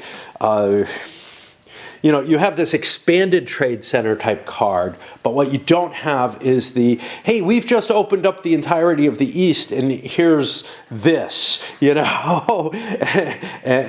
there were these counters that went on specific cities in the old EU that were hugely valuable, like 100 ducats a turn or whatever. Now, obviously, ducats meant you had a lot more ducats in the EU board game than you do in this. But you had, it was a significant amount of cash. It was an amount that really helped you. And you would have the Spaniards getting it in Amsterdam when they opened up their route. And actually that may have been the Portuguese opened it up, and it shows up in Amsterdam. And then there was the other major one here. And then there was a Mediterranean one, which was dominated by Venice to begin with. And these were their major trade centers of the game, which is something separate. The merchant centers here, the little trade centers in this, feel more like the locations where you drop merchants in the original game. For whatever reason, I don't know. Anyway. We got completely lost. I think I'm going to keep that for the modification of the trade thing. I think I'm going to dump these two. I feel stupid for drawing them, but they're just not doing me much good. and there's no reason to pay money to keep those things. What about the goals that I chose? Did I talk about why? Yeah, I think so. Trying to keep this shorter, but it's really hard, especially when I go off on my tangents. France, who has been prevented from getting any of their goals by English trickery, has switched their goal from vassalizing the French dukes. Yeah, we're close to that, but we need to end the English occupation to succeed in that. To reincorporate Burgundy, which we kind of automatically get from this event. So, yeah, it's not worth as much, but let's just do it. Get that out of the way. And, you know, if we succeed in a mission that we haven't selected yet, that's okay. We can select it after we've succeeded and still get the bonus later. I have a counter-espionage, which I think I want to keep because it's cheap for me to play, and espionage could be annoying, especially while I'm doing this kind of stuff. I drew an administrative, which I want, because it gives lots and lots of money, so it pays itself off, no question, and it does other good stuff. I drew a couple of military because I think I'm going to get drawn into a potential military situation, at the very least with the English, because I kept the end English occupation card. But they're iffy. This one's kind of cool because it allows me to intercept. So I'm going to keep that one. But this tactical retreat is like a, well, if you lose, now I could keep it for the 3 extra cubes for $4. That's a pretty big bonus for somebody who's not very good at fighting to begin with. However, well, I have a ton of money. Is it worth $6 and then $4 at the end of the turn? $10. Is it worth $10 to get those 3 extra cubes? Because that's really what it comes out to. When you're buying these big guys, you have to pay this to hire them, and then you have to pay it again for maintaining them. That's a high cost. Am I right about that? Part of me feels like I must be doing something absolute. Well, I don't think that, honestly. Minor actions, appoint advisor leader. Yeah, you pay the cost, and then you pay the cost again at the end of the turn to keep them. And they don't provide you any goods. This is also a circle. Is he going to die anytime soon? Doesn't look like there's a death, waiting out there. But getting these really good guys seems so expensive that I just don't know.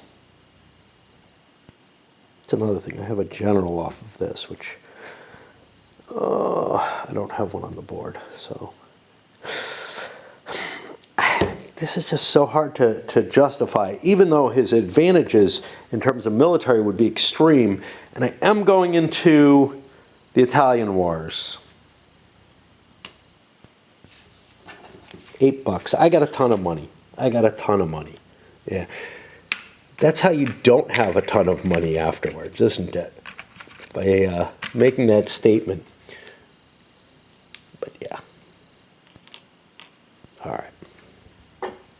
Prices are painful. The military reforms I can keep going with. I can go with military traditions again. Puts me in a position to start facing the Italian situation. I don't have a claim in Italy. Well, I do down here. I have to complete the claims in Aragon before I can pick that, and that's what I'm working on right now. That's a big one. That's vassalize 4 more provinces of Aragon. Well, right now it comes as a big. We were talking 13, but it's less than that now. It's 1, 2, 3, 4, 5, 6, 7, 8. 9, 10, 11, 12, what? That's not right. 1, 2, 3, 4, 5, 6, 7, 8, 9. So now it's at 9. And I have a subjugate card. I've got to look at this every time because it's all about, manipulating cubes, not some simple process like the dip track that I understood in the old EU fairly quickly. Not trivially, but fairly quickly. More quickly than this. Discard cubes from the target NPR equal to the base tax plus any opponent's cubes. So what did we say? It's like 9. We count again. 2, 3, 4, 5, 6, 7, 8, 9. I have 2, 3, 4, 5, 6. So I need to get 3 more cubes. I can't discard the marriage cube. No one else is in there. Vassalize your ally or annex a vassal. He's an ally, so I could vassalize him. Okay, so this is one I definitely want. Military traditions looks useful. We're not making that decision yet. We're trying to see what I can do, right? Discovering the Caribbean is going to cost me a huge cost over here. I should be coming around this way, no? For the quest for the New World of 5 diplomacy. Now, at the same time, I've got to balance in, and you know, this sounds just as bad as the decisions I'm making on a per round basis, but the fact that it's all at the beginning of the turn, it just makes it so much different to me. The Burgundian crisis, I am probably going to get some territory off of this, quite a bit.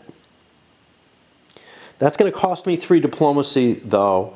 I have a shit ton of it, so I might still be able to do the research. Okay, so 3 diplomacy for that. 3, 4, 5, 6, 6. I need 3 more. So that's up to 6 diplomacy. I don't think I can do the Caribbean this turn. Which means I move on to these others. I can't try to form Spain or the Italian ambitions until I get this out of the way. So my last remaining thing is consider the Reconquista. Own or vassalize 3 or more provinces of northern Morocco, Algiers, or Tunisia. Oh, boy. It always seems like a fool's path to me in the old EU, and I'm sure it is here too, trying to get non-Catholic areas, Muslim areas, under my own control. 3 or more provinces means either go to war with Tunisia, or Morocco, both of which are kind of big chunks to bite into. And there's no little land bridge here. I'd have to use Navy to cross. That just feels so fucking impossible. But it gets me a cardinal, man. Which would kill my current cardinal. Am I right about that? I don't remember the ordering. I know... No, it wouldn't kill him. It would push him back, and I'd have 2 in here because there's allowed to be 6 there total. So it would give me complete control of the church, which might be something worth, investigating. I could call a crusade to make that easier. Yeah, I guess we'll try that. The main reason is just because the things that we know we have to do are getting clogged up behind each other because we haven't been able to get our claim on Castile. Now, what is the form Spain? Yeah, we should be working towards that form Spain because that's what we want to do. On all provinces in Aragon, Andalusia, Leon, and Castile. That's no good. It's own. We would have to own Aragon, which means vassalizing it isn't going to be enough. We're going to have to take it another step beyond that. So we may never form Spain, but, what are we going to do? Declare war on Castile? That's not historical, so it seems like a dumb idea. So now we're looking at building up our army, which helps us in the Italian if we can get involved in that. That's looking harder and harder without Naples. And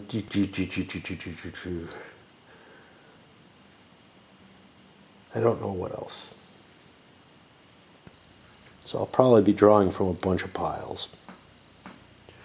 Too economic, mainly because I'm not going to have the cubes to do the diplomacy that I want to play around with. I think. I don't know. Military traditions, I don't know if we want to keep that. Because we're a little lower on money than like France was. But we have an exceptional year in a commercial growth. We definitely want both of these to play out. That's going to eat up those cubes. We have a siege assault. That'll make an attack on Morocco cheaper. Yeah, we'll have to roll some dice and maybe lose some units, but this is a situation where it looks appealing to me to drive an army down there. Although I don't know if we have enough military power and money and whatnot to do what we need to do. Subjugate, we want military traditions.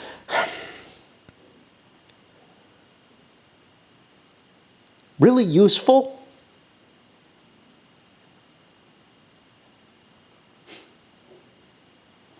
By the way, I don't know if this works for Navy. The enemy must remove 2 battle dice before a battle roll. It sounds like it does, but you'd think that would be under naval traditions. That's something different. Let's see. We have a naval traditions, don't we? Oh, they're not under here. They're somewhere else. Hold on, I gotta find them. Naval traditions doesn't give you military capability with the Navy. And the fact that this doesn't distinguish, like, superior cavalry obviously isn't going to help you very much if you use that in a naval battle. It would be, I guess, allowable. Cav dice do have artillery on them, so, you know. Veterans, removing 2 battle dice before a battle die roll. That would make sense on either side, and I kind of expected there to be an equivalent under the naval tradition, but there isn't. And military, so military education is specific to general. Cavalry feels like it's specific to land warfare. Veterans is the weird one. It says military traditions, but it feels like you can use it for the naval side of things, which, I don't know, you know, I mean, early naval warfare, certainly the way the Spanish had their navy organized, where they had actual land units on board the naval units to do the hand-to-hand fighting, it does apply kind of nicely. So, I mean, I can do a hand-wavy answer to say otherwise, but then there's the card which kind of feels like it's all land-oriented. The reason this is important is because I'm going to have to fight a naval battle to get here. And I'm going to have to build a navy, which is something I don't terribly want to do. Especially since I don't have an admiral. Oh boy. I need this. I want these. That puts me to 8. Taking dice away is so valuable. Because I'm going to be facing a decent sized army there. And I'm going to have to haul an army across. This is going to be a fucking expensive turn, though.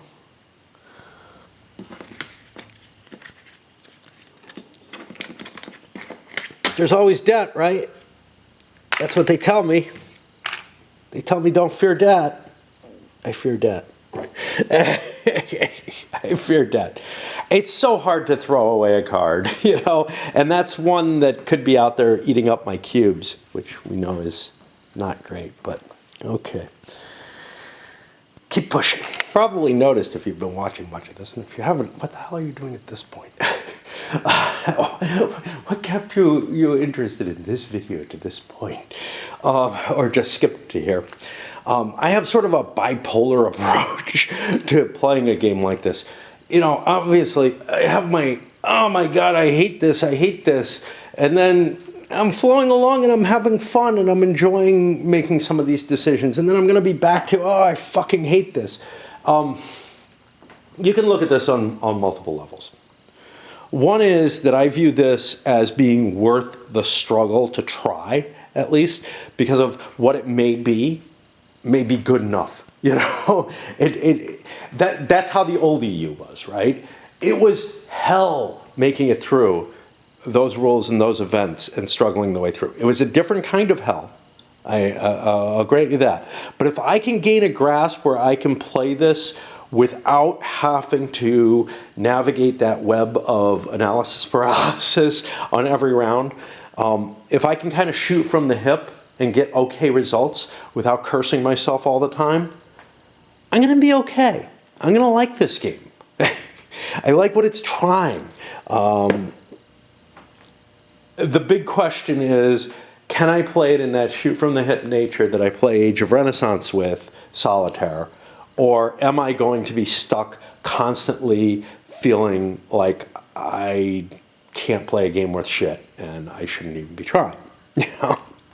And that's the whole thing. And I feel like that sort of bipolar attitude towards things, when that's triggering, I'm actually getting, I'm forming the kind of love for a game that makes it something that I like more than I should. The old EU is that way. I had to fight so fucking hard to get, you know, something that worked, you know, out of it, that it's like, and La Révolution Française as well. These are not games that I would ever recommend to anyone, right? But they are games that I rated in the 10 range because I keep coming back to them and wanting to fight my way through them again and puzzle out and try to fix them. And I don't know how much fixing this is going to require, although the kind of the idea of trying to add another player power or inserting player powers mid-game and stuff like that. And how these are going to be handled. Now, we haven't hit the end of the age period yet. That's going to tell a lot about these, because these are associated by age. These are definitely associated by age. So those are going to get replaced, I think, if they're not used. But I don't know. Until I see the mechanisms flow through once or twice. Yeah, there's only 4 ages in the game, dude. Until I see those mechanisms flow a couple of times, it's a very hard, I don't even know how they work anymore. I read the rules and whatever. All right, on to the English, because we want to press through and get this thing up. And it's missing here. So, England and Spain have a royal marriage. Now, the person who gets the drop on this is the person who has the seating order advantage. And in this scenario, that is Spain, no matter what. This causes England some serious problems, right? Because one of their goals is basically the Burgundian inheritance, it turns out. Now, one thing that existed in the old EU, in the board game, and it wasn't entirely realistic, the diplomacy track was a track. I believe, I know that you could influence other people's diplomacy. First of all, you could throw money in to make it not work as well. And you could also screw with it by increasing your own diplomatic status on things. I think multiple people could be royal married to the same power. So this would still be a plausible situation for whatever that triggers. Now, that old diplomatic track was nowhere near sufficient, and I actually feel like the system here is richer with its different vectors. You know, that marriage helps with things, but not with everything, and it does different things, etc. I feel like that's really, really appropriate. But I also do feel like there's some capability for diplomacy to fuck with someone else's diplomacy. For example, there is an established heir to the Burgundian throne, maybe a daughter or something like that this royal marriage is going to represent. One person has the better claim. That's one thing. And if both Spain and England were interested in getting that marriage, they would be plying the Burgundians for that, and one of them would get that better claim, right? Which might represent that first choice rather than the other side of it. I believe this thing generates disputed succession afterwards. No? No, it doesn't, which I find really disturbing. Like if there's multiple marriages in there and one side gets it and the other doesn't, why is it that Spain gets the advantage just because of seating order? That feels wrong, right? Although I'm happier that it's that rather than like if it was random seating order, because, you know, that would be really disturbing. Because Spain historically did get it. Spain did, not the Austrian branch. Well, it's all one branch at this. Well, no. It's not all one branch. It's all one branch at Charles V. There's one central point when the two crowns come together, and then the question of breaking them apart is something different. This is something I kind of don't like. So, and this is EU across the board, every version of EU, is that the historical events are the historical events. So like the Burgundian alliance becomes a key issue, not because of rulers that are rolled up and don't have marriages or whatever, not because of the particular marriages that have been made with other royal families or anything like that, but because it's pre-programmed in the game. The old EU has that. I believe every version of the computer game has. Certainly the early ones did. The later ones, I think, tried to generate these kind of results. The problem is, right now it's fine.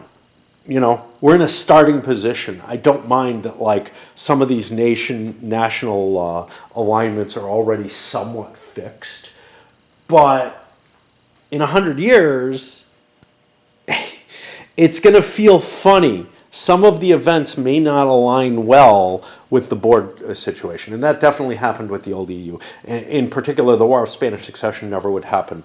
It never happened in any game that I played of EU. And I don't know how many I played, like 6 to 8 of the campaign game, a whole lot.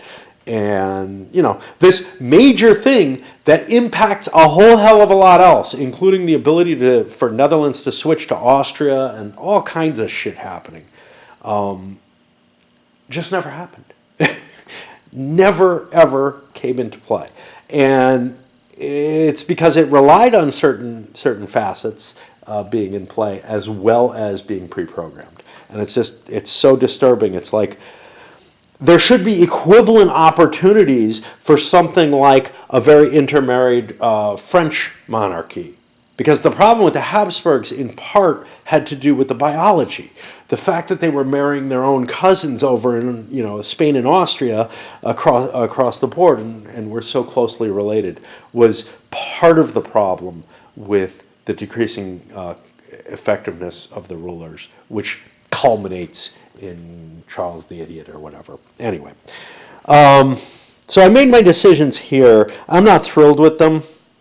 I'm sticking with them, and I don't know what cards I need for this.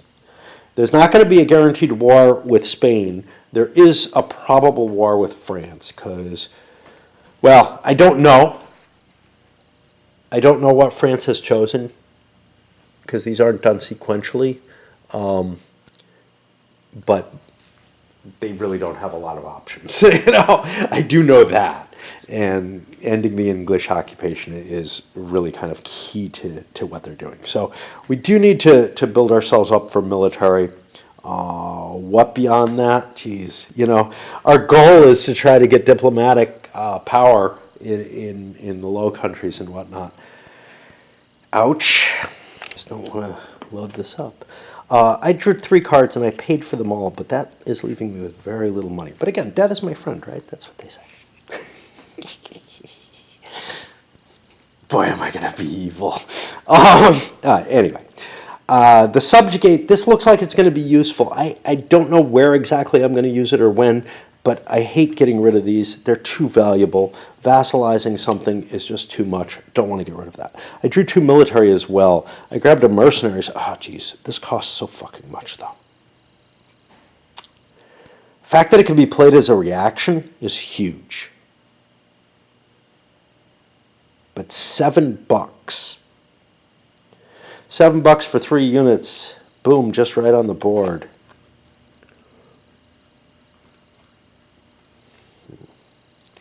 And one step ahead, move an army or fleet out of an area, sea zone you're being attacked and into an adjacent non-hostile, or do an interception.